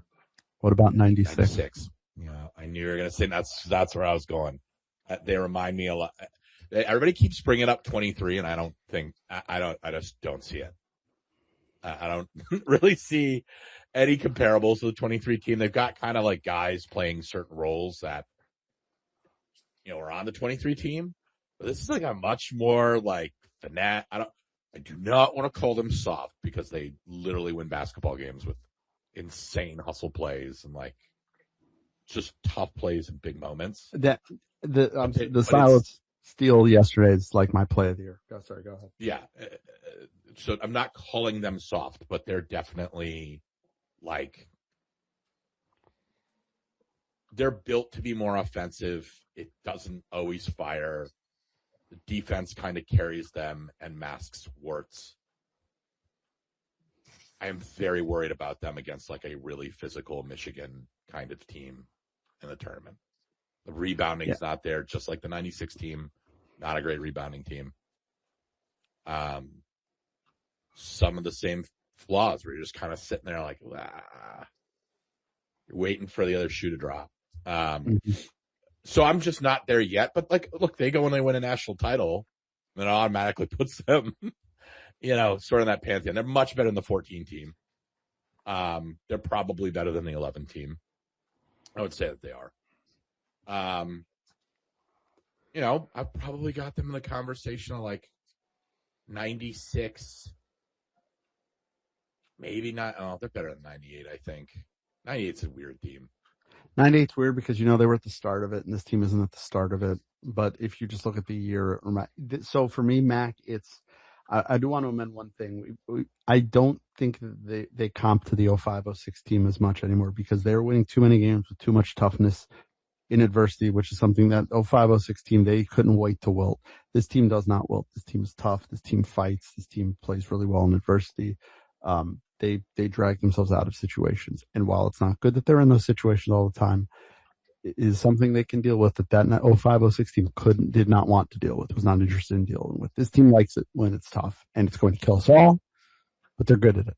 I think they remind me a lot of the mid-90s teams because, really high-end and stuff, but there's a little voice in the back of your head that's just a little like, what happens when they face a team like they haven't seen? Like a type of team they haven't seen, it might go really bad.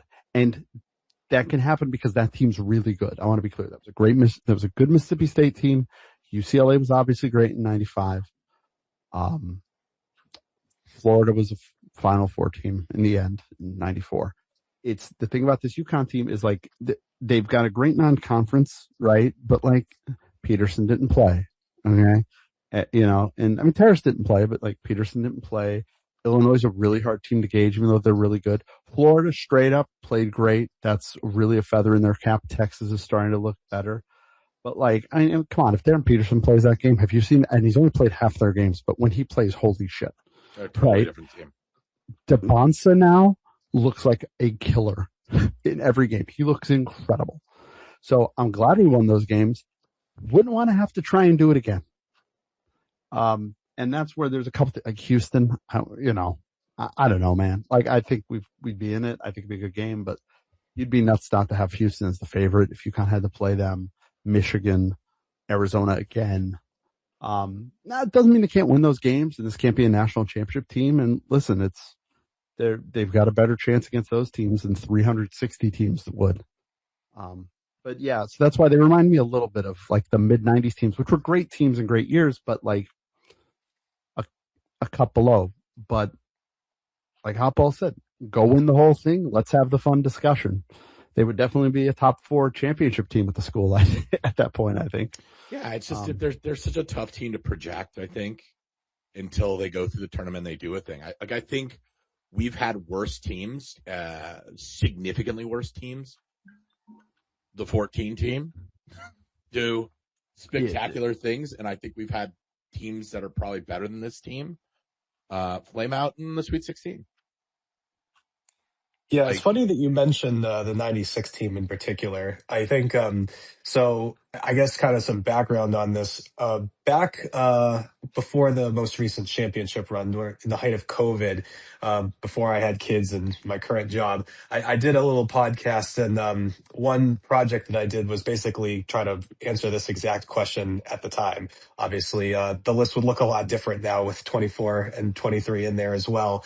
But the seed list that I had then, this was with summer of 21, so basically like the book night team, more or less, was the seed list was this. It was 99, 04, 09, 11, 98, 2006, 96 is the 7, and 14 is the 8. And then there were, it went to 16, but those are sort of the big ones that matter. And I think obviously 24 slots right in at neither number 1 or number 2. I think I'd go number 1. I think most of us would, pretty safely at this point. And 23, I guess number 4 on that. I don't know. Maybe that's a whole other discussion, is whether you put 23 over 09. I think there's probably some people in our community who might, but no, and then, I put them 4th behind 04. I go 24 or 99 are 1 and 2, and you can do whatever you want. 04 is probably 3 for me, and I would probably go 23 after that. I think that's reasonable. Yeah. I just want to say you can't do it. 24 has to be 1. Like, it just has to be. 99 can be 2. Like, 24 against anybody. I'm sorry. 99 means the most emotionally. I know. They're not the 24 team. They're not even close. And it's because of how special the 24 team is, I think. Like, the other thing, I pulled it up, Mac, because I forget the context. This is where it's similar to 06. That you kind of see it coming. Like, the 96 team, they looked like shit in the first 2 tournament games, hot balls. Yeah. They did not play great in the 116 Eastern game. Michigan almost zapped us. The Colgate game, they didn't look good. Colgate, they didn't look great. Eastern Michigan, they struggled against the legend that is Earl Boykins. And it was like, okay, but this team's Brian Tolbert scores 36. They're like, no, it's gonna be fine. And then they go and they play a Mississippi State team that was like a top 10 preseason team, had struggled, was in a really tough SEC, and they got zapped. I really hope that doesn't happen this year, but that's the other Mac Wild's hard. Like, they're beating up on the Big East when the Big East isn't that good. It's still hard to do, and they've got the wins in the non-conference, but like, I can, in terms of the broader thing, I can only judge them on the other teams. Like, the Big East teams aren't good. Like, not like a couple of them are.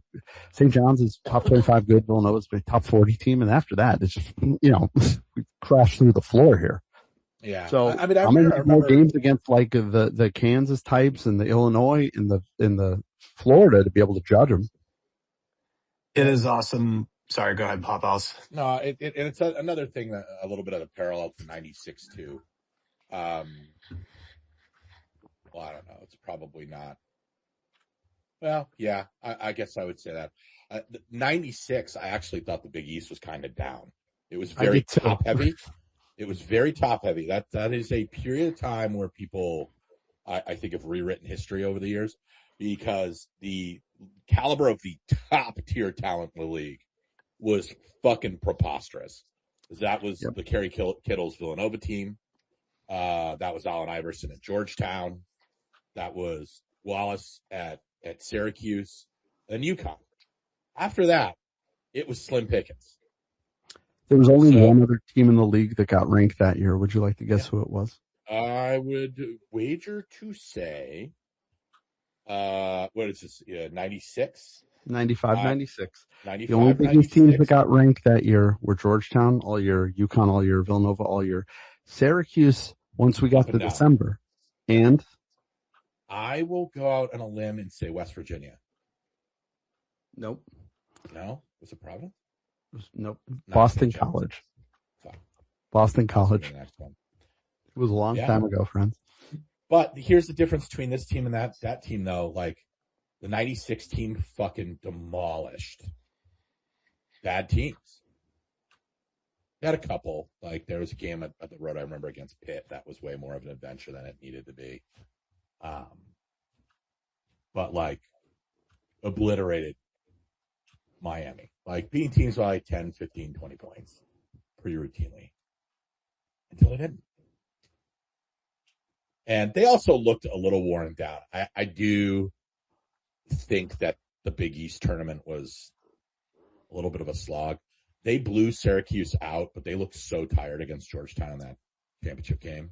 And that game was just fucking brutal. That was emotional. That was a lot in that game. It was too much, really. It's probably the best Big East championship game I've ever watched. Yeah.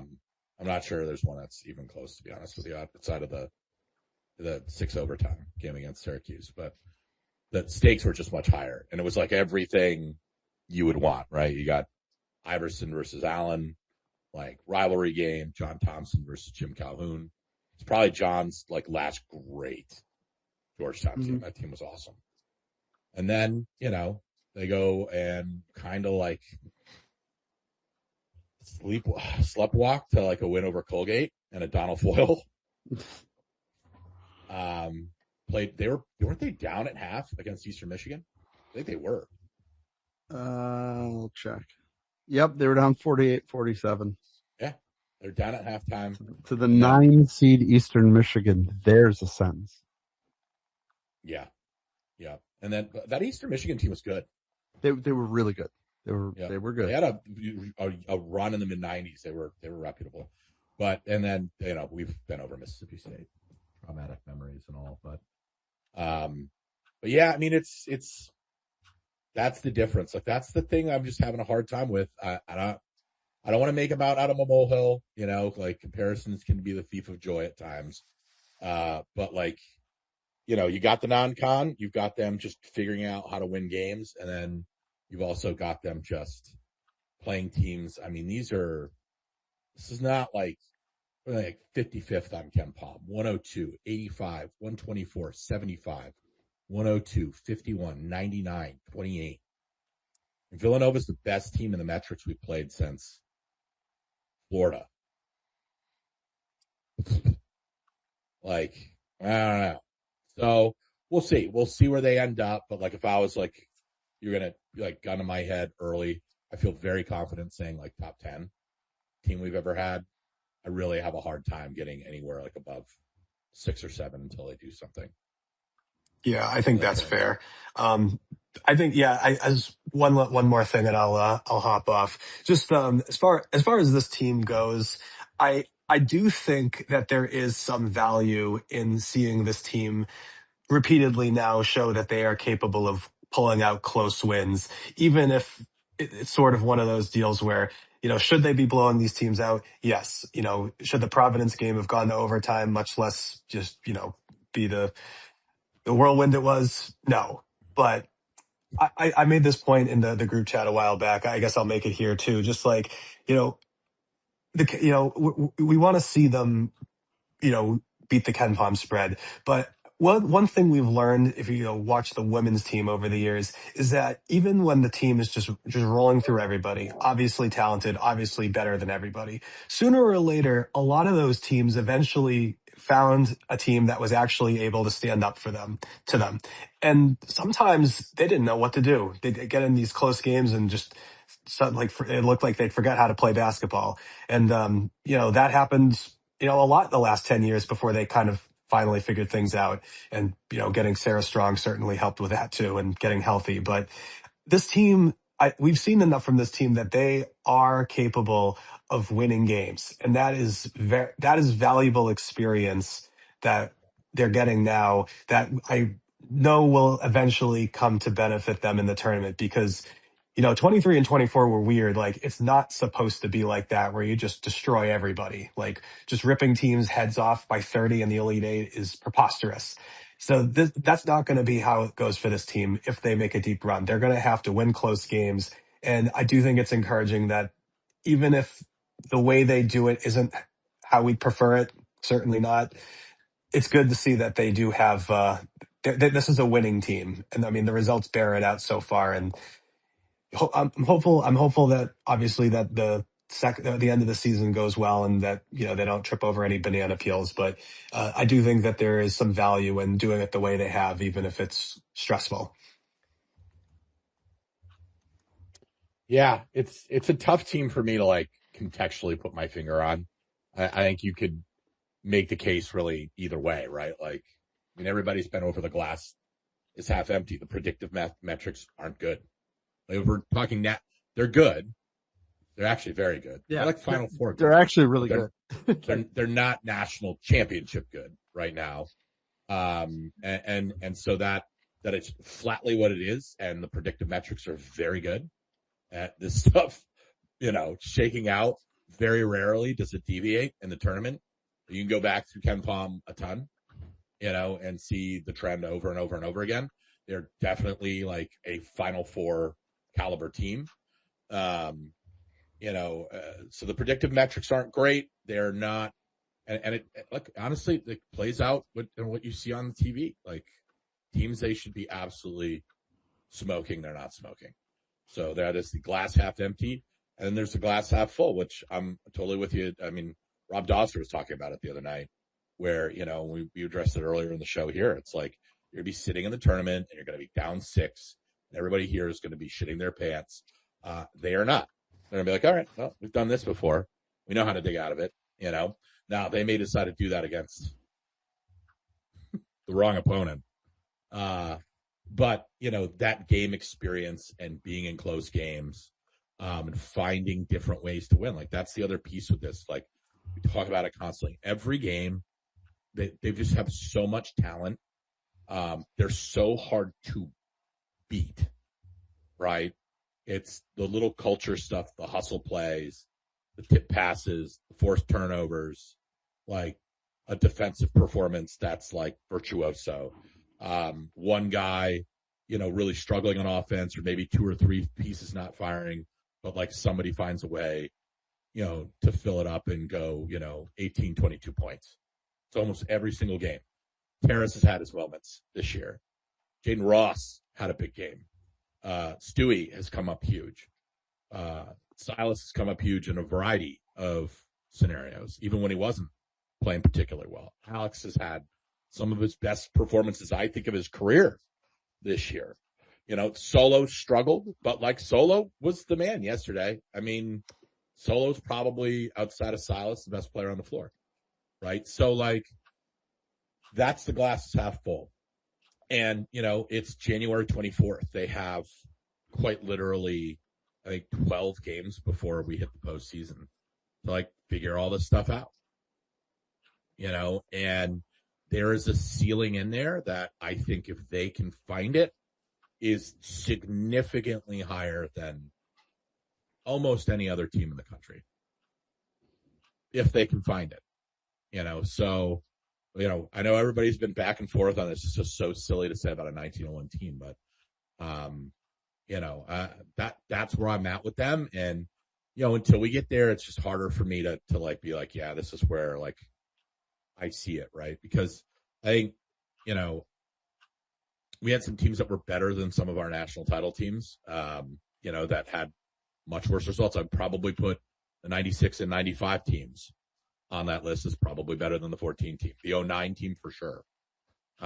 Probably the 06 team too. Maybe the 05 team. The 02, 03 team. Could maybe make a case there. Like, so, that's sort of where we're at. We'll see. I mean, they've got I want to see what they do in the tournament, and that's where I'll fall on it. But I feel pretty comfortable saying top 10. Yeah.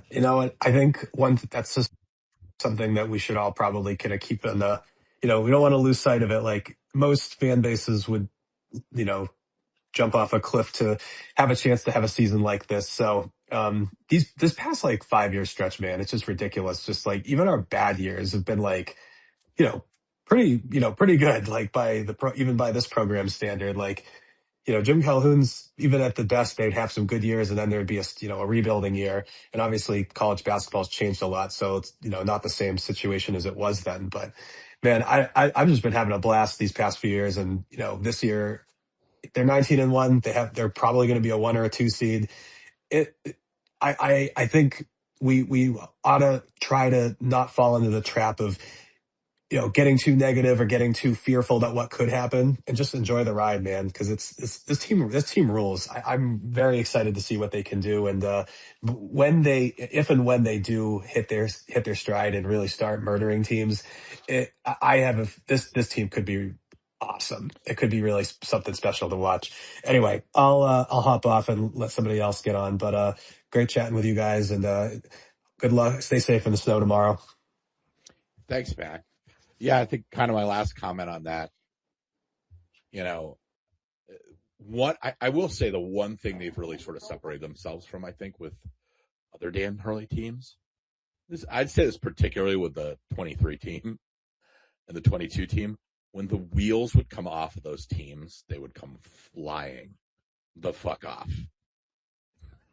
They could not put them back on, for the most part. They got better with it as the year went on in 23. But that was always kind of like, whenever it went south, it really would be a spectacular explosion. When things go south with this team, they're not really all that rattled by it, and they just figure it out.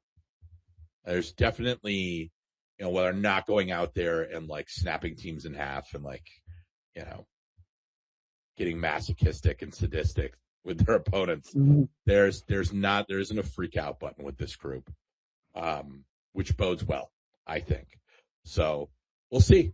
We'll see ultimately what that ceiling is. All right, got to bring in Neil Sims. Neil, what do you got for us? Thanks for being patient. No problem, guys. First off, Hurley Mania, congratulations on the Connecticut Ice Championship. Thank you. I personally deserved it. Thank you. Looks like it was a great game. Wish I could have watched it. If only ESPN did what they said they did. Yeah, no, the TV situation. I happen to get SNY. The fact that wasn't on ESPN Plus and like me and 12 Met fans could watch it is just a disgrace with the way they managed that whole thing. And thankfully, the contract's up, so they can maybe figure out how to fucking fix it. We can pray. But I am joining a bit late, so I may be glossing over some of the points you guys already talked about. But for me, this game was a lot about mini redemption arcs. Solo has much been talked about how he can't hit the broads that have a barn from 3, hits 5, and leads the team in scoring. Alex goes shut out in the first half, finishes with 17 points. Jaden Ross bricks 2 free throws with 2 minutes to go. Game goes to overtime in part due to that. Makes that massive defensive play in overtime to really swing the momentum into our favor. But I just thought there's little bits and pieces of progress or momentum swings that we can hopefully really ride off of for the rest of the season. But that's all for me. Early Manny, any thoughts? Yeah, no, just the swings and roundabouts. The most important thing yesterday, I thought, was seeing Solo look like Solo again after it being so bad for so long. It gave me confidence against a high-end opponent, or as high-end of an opponent as they're going to get. It gave me the confidence that it's still in there and that hopefully time the wrist is getting better. A lot of things that didn't go great yesterday, I think, is all stuff. There were a lot of things that went wrong yesterday that haven't gone wrong. Like Alex being quiet for 30 minutes isn't the thing that's happened. The finishing at the rim hasn't been that bad. So I'm confident that if those things revert to the mean, even if Solo isn't as good as he was yesterday, if he can just be like, he was like an 18% free 3-point shooter for like the last month or something like that. Like he may not be 41 like he was yesterday, but he's not 18. So if they can just hit the middle, I think that goes a long way to helping this offense put up some bigger numbers. Happy Rat is on our mentions. He keeps requesting to speak, and then he's getting sassy. Happy Rat. He said, I don't want to speak. He goes, I want you to be annoyed seeing me request speaker status. Well, sassy Rat. Sounds like you're annoyed. Sassy Rat. Sassy Rat. Jaden Daly, how are you? Gentlemen, how the hell are you? Actually, shut up, Jaden. I need to read a PA ad first. Hang on. You want to talk about a Connecticut business? Nothing comes close to Martin Roll Souls. Since 1928, Martin Roll Souls has been feeding cranky Huskies fans all over Connecticut and beyond. Hot dogs, sausages, kielbasa's, and deli meats. They have everything we need to keep jerks like Hurley Mania fed, quiet, that they didn't threaten to pull their sponsorship over it. Even a place to frankly just leave them, but I promise we wouldn't do that to them. Again, that's Martin Roll Souls at 45 Grove Street in New Britain, the official sponsor of the Connecticut Basketball Spaces Wiener Weinerline. All right, Shane, you can talk now. Why couldn't you do the read before you got me on it? Also, I was going to do that. That was a plan. Just to annoy zoned out. That's why.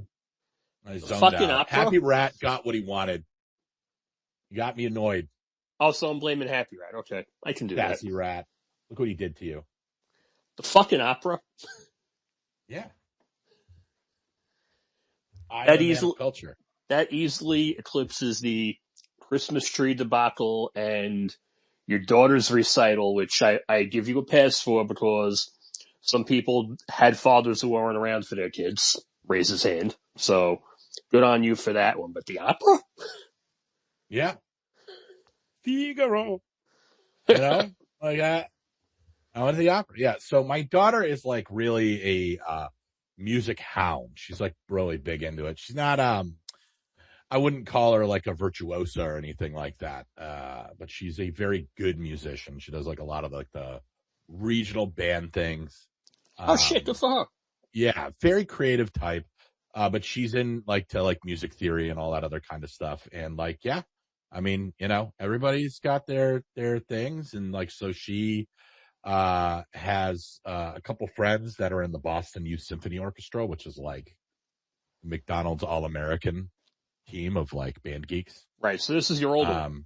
Yeah. So like that opera was like 3 hours of music, and those kids were incredible. But like not my thing. You know, I'm not a big opera guy, you know, obviously. I mean, that may shock a lot of people out there. But she really wanted to go and check it out and see an opera. She's been to a couple before. Her mother's taken her. And, you know, it's an excuse to hang out with your daughter. So she asked for those tickets for Christmas. So that was her big present. Good for you. We were supposed to go today. And then because of the snow, they ended up moving it up. Good. Dastardly Good bastards. for you. Good for you. Now I feel bad for moved it up. Now I feel bad for giving you shit. Now that you say it was your daughter's Christmas present. No, give me shit because it was weird. I was a fish out of water. Those people were so serious in there. I can't even tell you. I'm not going to attack you for doing something for your daughter. Good job. I wanted to do a UConn chant in the middle of the thing, and there wasn't the right opportunity to drop it. But I was definitely the gringo in the room. Like I was the guy. If you were looking at the crowd, you're like, "What is he doing there?" Well, they fucked up the Big Red chants at the Civic Center too, and then they played some kind of stupid ass techno music in the middle of it too, and I couldn't understand why they did that. The whole thing was a mess. Yeah, very uncoordinated. Happy Rat, no. No, Happy Rat waits for me. Yeah. Happy Rat can wait for Jaden for what you did to everybody. Sassy Rat. Jaden, are we up to the 7th story off of yesterday yet? Bad rodent. No, I already did all 5. They are up. They are posted. I will share them here for you guys to enjoy if you haven't already done that. And what do you guys want to talk about with me that hasn't been mentioned yet? Anything in particular? Nothing. I don't want to talk to you, Jaden. I'm not going to say. I guess because you've been in DC last week. You're someone who saw Solo in person last week and then saw him yesterday. Why did he look markedly different to you watching him play? Because obviously he had a much better performance. Did it look, other than ball go and hoop, I thought it looked more confident. I thought the form was better. Obviously, just it was aggressive. He wasn't thinking a lot. You were someone who saw him in person both games. What was the biggest thing you noticed from a week ago in DC against Georgetown, where it was bad, versus yesterday against Villanova, where it went great? I think he did have better mechanics. His wrist was taped up a little more, I think, also.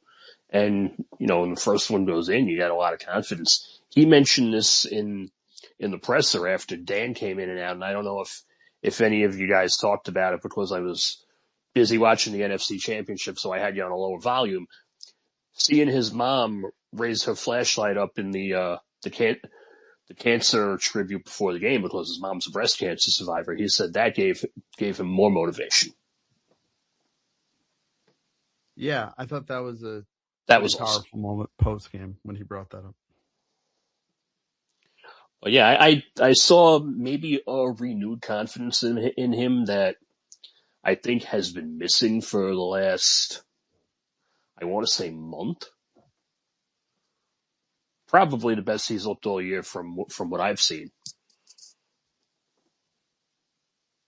I thought it was the best performance of the year, for sure. I'll probably put it in there. And I'm going to touch on this because I mentioned it in the game story yesterday. Too. I forgot about that, by the way. Yeah, it was a very good game. I mentioned this in the game story yesterday, and I don't know if anyone touched on it. I've seen probably more Villanova than anybody in the space right now. The defense that Jaden Ross had on Lindsay at the end of regulation is the best anyone has defended that kid all fucking season. Yeah. They defensively brought it the last minute. Now that offensive set wasn't great. It wasn't great. But that's the thing about this team. The defense is going to be its calling card, and it lowers the bar that they need to clear offensively because they are so locked in defending at the guard position, especially. That's the leap forward this year in terms of guard defense is gigantic. And it's not just Silas being great, it's also that Solo's really improved. So tip of the cap to him as well. Yeah, Silas might be Defensive Player of the Year for a runner. I think that's the award that I can't figure out. That and Most Improved. Everything else, I feel like you have 2 or 3 guys that are probably the prohibitive favorites everywhere else. Yeah, so that was we did touch on that. I was ready to go to the mat for Silas to be Defensive Player of the Year in the league. Should be. That more so than Alex getting Player of the Year in the league because Zuby's having a great year. Like if Silas doesn't get Defensive Player of the Year, what are we doing? Yeah, and Coach of the Year, I think should go to Kevin unless UConn goes 20-0. Then you make a case to give it to Dan. I think it's going to be Holtman if he finishes in the top 5. Yep, that was our other case. Or 6. I'd say 6 is good enough for me. Okay. DePaul? That's a miracle. Yeah. 6th man, I think, will be Devin Askew only because Mitchell will have started too many games by the end of the year, and I think Braylon is already over 10, so he's out of the picture.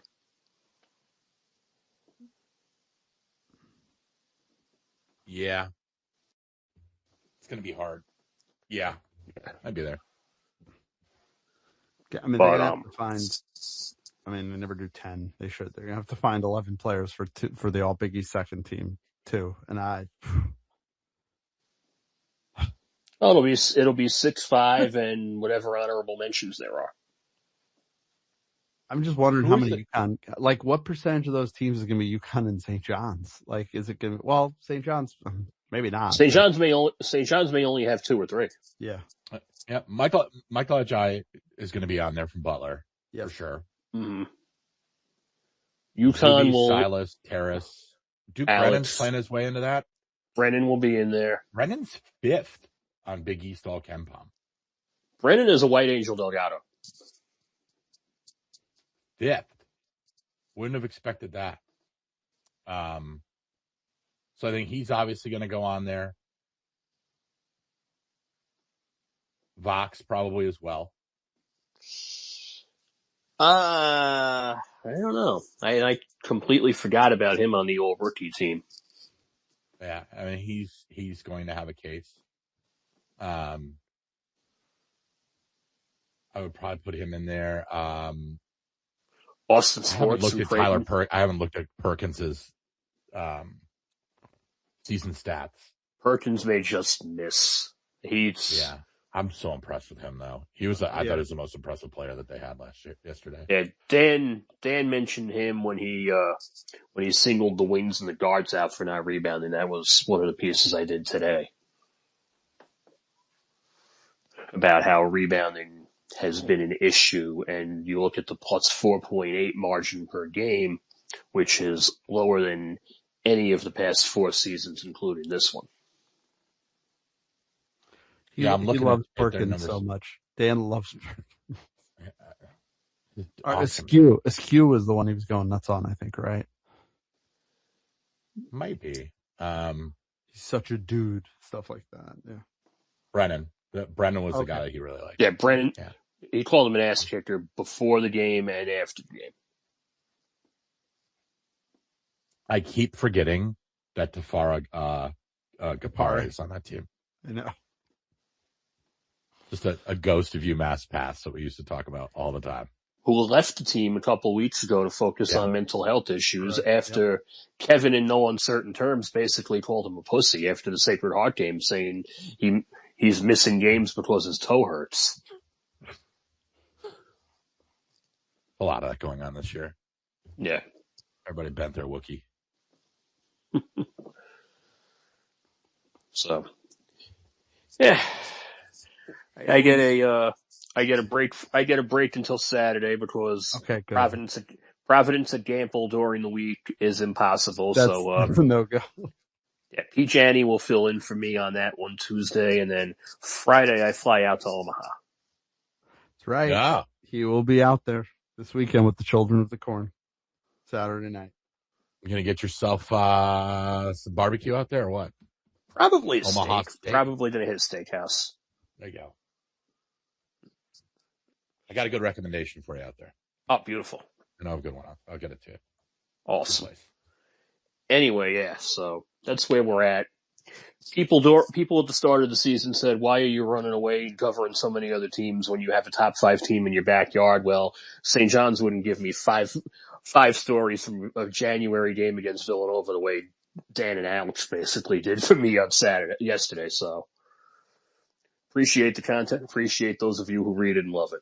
Yeah, no, it was great stuff. Thank you so much, Jade. I mean, nobody else is putting out 5 stories for a UConn Nova game, so we appreciate you. We'll appreciate you Saturday night. That's going to be a real battle. Hopballs. That Creighton team is the roller coaster in the league. Like Providence is consistently a shit show. Creighton, it's fucking up every day. Austin Sports impressed me when I saw him at Villanova 2 weeks ago. Yeah, and they're a team, Creighton, who completely whiffed on the portal. Yep. And happens.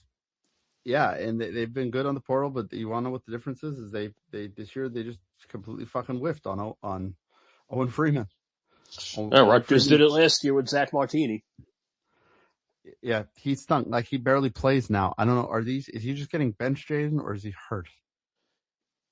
I don't know. McDermott didn't come in post game when I was down there 2 weeks ago, and Freeman didn't play much.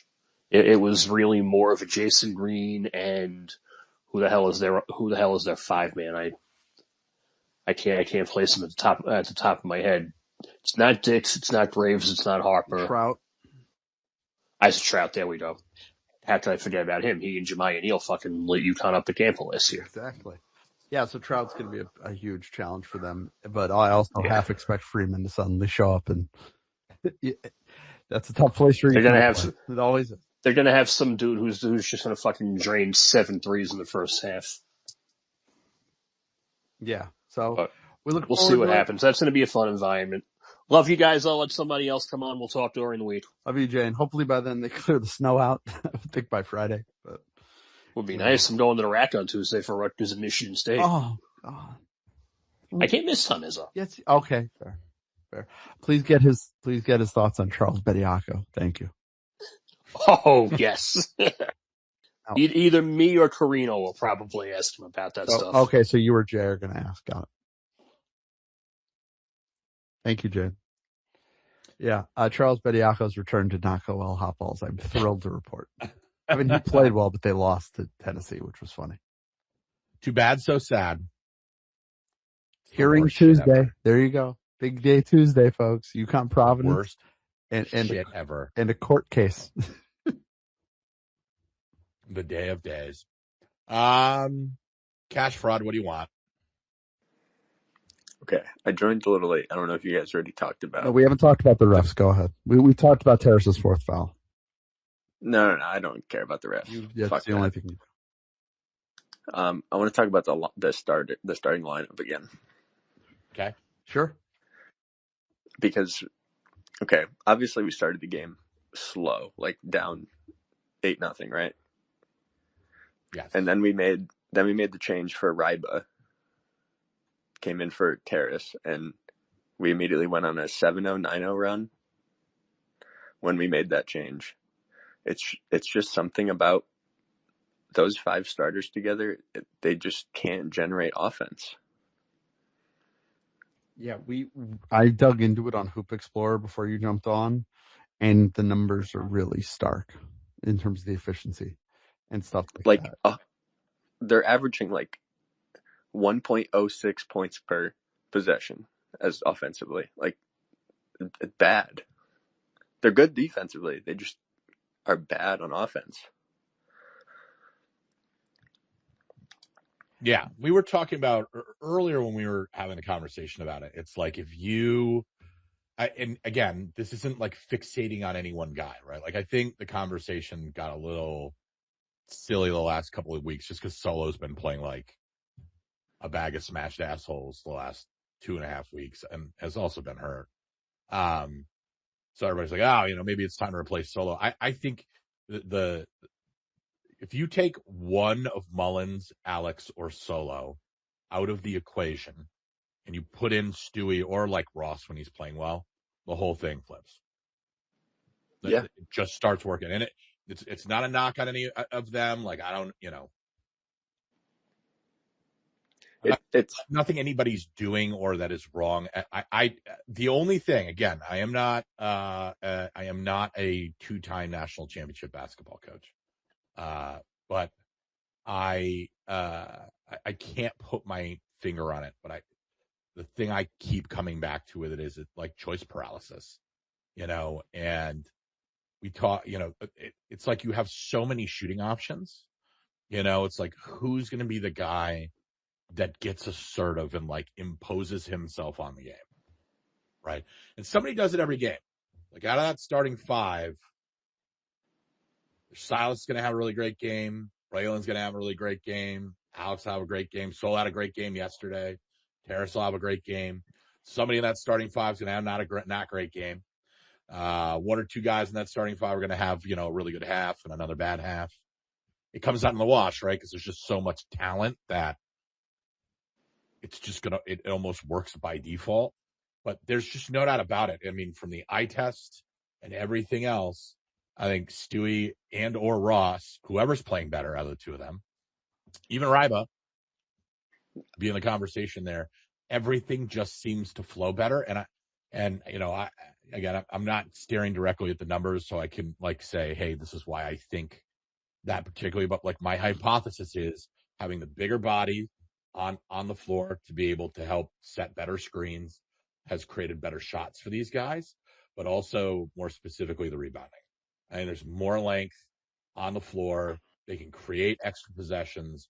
And when shit blows up at the end of a, shot clock and they have a miss or something, they got a much better chance of getting a putback, a tip for another possession,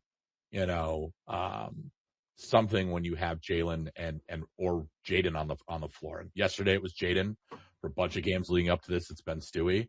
I just feel like everything looks better and much more deliberate. And again, I'm not like advocating for anybody in the starting lineup to like necessarily lose their starter job, but when we're getting into rotations, like it's really hard for me, with the exception of like Silas and Terrace, like to justify Braylon, Alex, and Solo all being on the floor at once. Like you got to mix Stewie or Jaden in there somewhere. And I think it all comes out in the wash, right? Every game, but like I think they're going to have to run that rotation more often than not. I don't even think they necessarily have to take anybody out of the starting lineup. Like go roll those 5 out.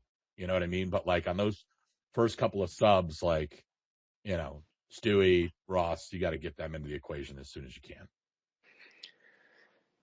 Yeah, and I don't.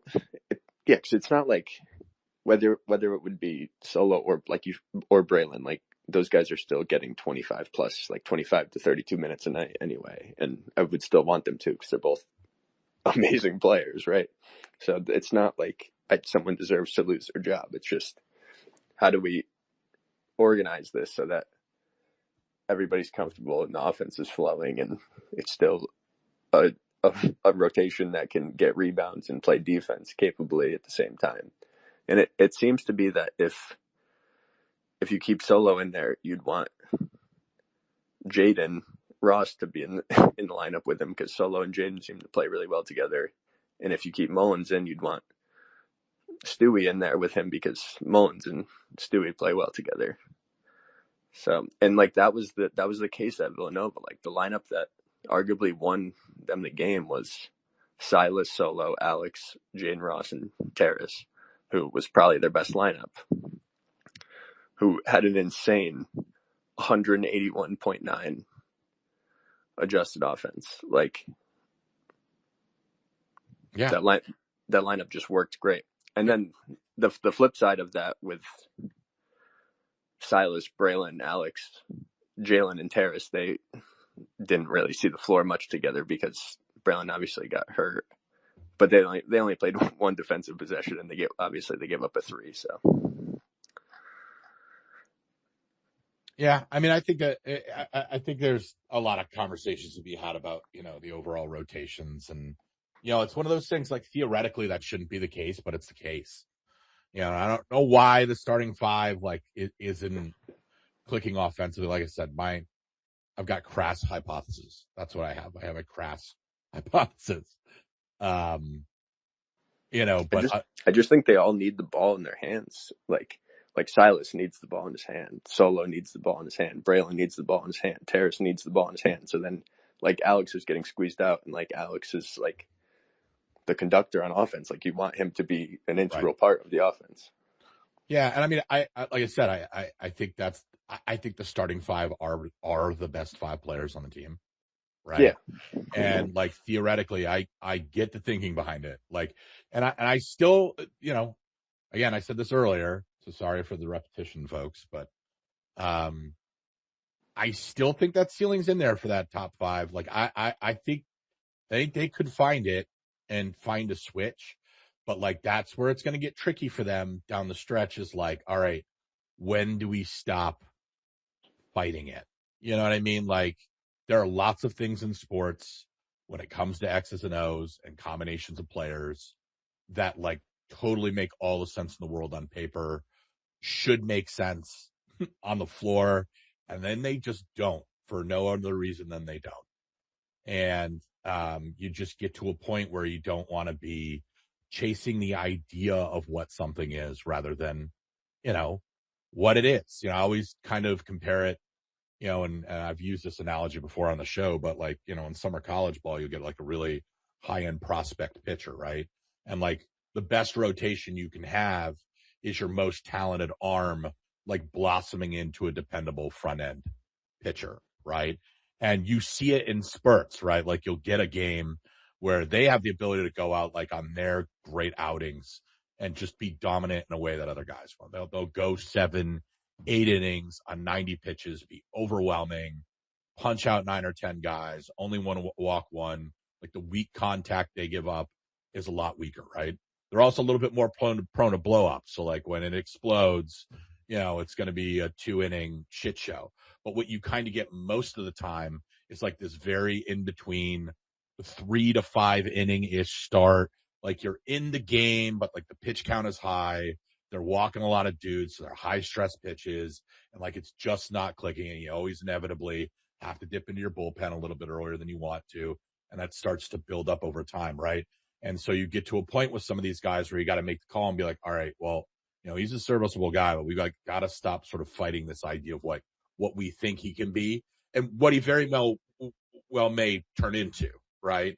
And be much more realistic about what is it in real life and what are the results been, and chasing, productivity and not prospects, right? And it's the same kind of thing here. Like, I don't want to see the staff get too lost in the sauce, which I don't think they will, by the way. But chasing the idea of what this thing could be, that's just not turning into that when, now I think the statistical, we set up to this point, right? Like you can definitely see it with the eye test, but we're now starting to get enough possessions where I think it's starting to reflect in the metrics and you can really start to prove it now. So we'll see. That's going to be the tricky thing down the stretch. Yeah. And it's just like, I just want to bring it up because like we are starting to get to the point of the season where we need to start consolidating the strengths and stop trying to mask weaknesses or whatever. But I have some numbers from like the previous championship teams because I was curious. So I pulled it up, and there's this tool you can do where it's like you compare all the starters and then the top 4, any combination of the top 4, any combination of the top 3, any combination of the top 2. So it'll aggregate all the lineups. And so like this year's team, all the starters together are plus 21.1. Any combination of 4 starters is plus 44.5, which is on par with like the 2024 team.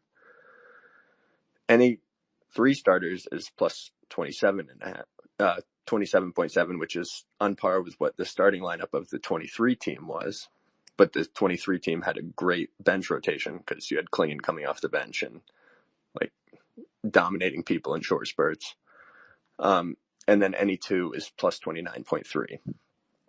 So again, like if we get the starters figured out, we have like great backup rotations, and we've seen the bench be a real strength for this team at times. It's just not all clicking right now. Yeah, I mean, I think, the only piece on the bench that's concerning me right now is Smith. Yeah, I agree. Like that scares me. That is a time bomb if they can't get him right. And I just think there's we've talked about this a bunch of episodes, but there's just a scout on him right now, and he's so easy to speed up. Like that is just, he's got one gear and that's forward. And there's like no second and third gear. There's like first gear and fifth gear with him. And, they got to figure out a way for him to be able to slow the game down. They can't be rolling Silas out 38 minutes a game, which is what they've been doing. That absolutely scares the shit out of me. You want your best player on the court as much as you can keep him out there, but man, oh man, if Mally can just get back to that 8 to 10 minute range, he's been in like 3, 4, 6 minutes, like just not impacting anything. And it's all been in conference play. Like, yeah, his true shooting percentage in conference play is 26.5. Bad. His turnover rate is 26.8. Like, he's just not adjusting to the physicality of the leagues yet. Yeah, and that kind of concerns me a little bit. I mean, of course, we're probably overdue for him to go and do something weird, which he's entirely capable of doing. That's been his entire career. That, like, if I'm looking at bench depth issues, that's the thing that's making me nervous, I think, later on. But we'll see. We'll see if they're able to figure that all out. But, again, all of these, the rotational issues aside, I think they're going to be able to figure it out. I'm encouraged by what I see in bursts. It's just, it's weird. Like, small adjustments can make a big difference. I mean, they basically, when the offense stalled out in January in 23, all they did was move Andre Jackson quite literally like 5 feet close to the basket. That's all they did. Yep, And that was the whole it. thing flipped again. Like literally where a guy was standing on the court, figure out a way to kind of like get him involved responsibly in the offense again. And that literally flipped the switch on everything. And it could be something that's stupid here. I don't feel like it's a big hieroglyphics thing, but like I said, that's going to be the biggest challenge for them coming down the stretch here is like, how do you, like you said, consolidate their strengths, but how do you iron this out? And when do you just get to a point where you're like, all right, we're going to have to mix up the starters more and their rotations on the floor. I don't feel like you need to change up the guys that are starting the game. There's some psychological stuff that can go on when you start doing that. So I don't want to be messing around with any of that, but like, I get what you're saying, but they shouldn't feel. I don't think they should feel that way. Like they should. Reed Shepherd came off the bench 2 years ago, and he was the number 1 overall pick. Yeah, they shouldn't, but they do. I know. Yeah, they just do. I understand the psychology of it. Totally with you. But like, I'm not saying like, you don't make a lineup change because somebody's going to get down on their aberdabbers. I mean, that's, not getting to that. But, at the same time, I do think, I'm just mindful of it, especially when you look at some guys that have struggled a little bit. They'd look so stupid if like they sat Alex out from being a starter in a game, or Silas or Terrace, or less so probably Braylon or Solo, but still, I want Solo feeling good about himself, which he should after the last game. Hopefully he can get some momentum back. But yeah, that's where I'm at of that. The other thing with Solo, I meant to say this a couple games ago, but he has led the team in defensive impact 5 times already this year. He did it 1 time all of last season, and it was in the Florida game. So that's now 6 times in the past 20 games after not doing it for his previous 60 games at UConn. So he's definitely getting better. Yeah, he's come a long way. I just wanted to shout out Solo. He's come a long way, man. And it was a couple of bad games, the last couple of games defensively, but overall, the improvement he's made defensively is to a place I didn't know he could get to. So that's why I was pretty patient until the Georgetown game with the shooting, because I want to recognize how far he's come on a side of the ball where nobody had any expectations. Now we've got the offense back and the defense stayed at a high rate. Let's see if we can build on that going forward starting Tuesday night. All right, that's all I had, guys. Thank you, Cash Fun. I think we got everybody. Happy Rat, get out of the request queue. I'm putting up with that tonight. They're just going to camp in there now. It's his new thing. He got what he wanted. And so did all of you, by the way. A nice, lengthy snow day. 3 hours, basically. I'm going to go snow blow for the 3rd time. You get anxious staring out at the huge snowbanks. So my neighbor my neighbor have plow. Yes. Oh, yeah. It's very big plow. It's plowed our driveway. I don't have to do shit. Oh, you get shit you don't deserve all the time. No, I deserve it. Nobody deserves good things more than I do. I deserve the world. Now that you're a refined man of culture. Now I'm refined, a man of culture. We get to move on to the finest culture. Some say it's genius. No. How much smarter did Harvard University get by having me on campus the other day? You might be better than shit on the walls there, by the way. Well, I don't speak Latin. So yeah. I don't belong there, but I do. All right, so we're going to be back Tuesday night, correct? Tuesday night. Speaking of culture, speaking of high class and culture, UConn Providence at Gamble Pavilion. High class and culture is certainly a way of putting things when it comes to Providence College. God knows what time we'll start that because I'm going. And when is it? When is that? 7:30. 7:30. 7:30. All right, that's reasonable. Yeah, that's reasonable. 7:30. I mean, I'm hoping they plowed a single. Hoping they've plowed a single street in the state of Connecticut by then. There you go. 7:30 on TNT. They know drama. I'm sure nothing more dramatic. Really good parking spot for it. God, nothing more dramatic than watching Providence play defense. Hopefully, we finally rinse the team. That's all I want. I think their fan base might want it more than we do at this point. But yeah, Tuesday night, 7:30 TNT. Nerd spread is 16, which is heavy. No Braylon would be tough, but hey, let's surprise ourselves. And then the big one Saturday night out in the Children of the Corn, which I think is, if they're going to get got, that looks like it. That team's crazy, but I got to get through Tuesday first. Yeah, we've got 3 get got games. Creighton, St. John's, Villanova on the road. Mm-hmm. Those are the ones I've got my eyes on. Yeah, I mean, Ken Palm's got him even though it's only 5.8% to go 20-1. Yeah. It's got him at 18-2, which would tie the league record.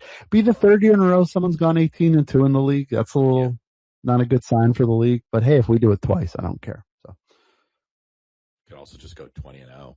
That's what I'm hoping for. Let's try. I think it's a good idea. I think UConn should simply do that. Would be a great idea. Look at us Tuesday night ideas. Go to an Ivy League school and look at me coming up with all the best ideas. You're like Dan tweeted the back to school video clip, and you took him to heart. I did. You went to Harvard. Back to school. All right. Well, we'll see you guys on Tuesday night. Providence in town, 7:30. We'll probably start spaces around 10:30, somewhere in that general vicinity. We'll be back at you with analysis of the game, big ideas, thought leadership, and the like. But until then, folks, enjoy what's left of the weekend and this wonderful snowstorm. And until Tuesday night, as always, folks, keep in touch with yourselves. Good night, everybody.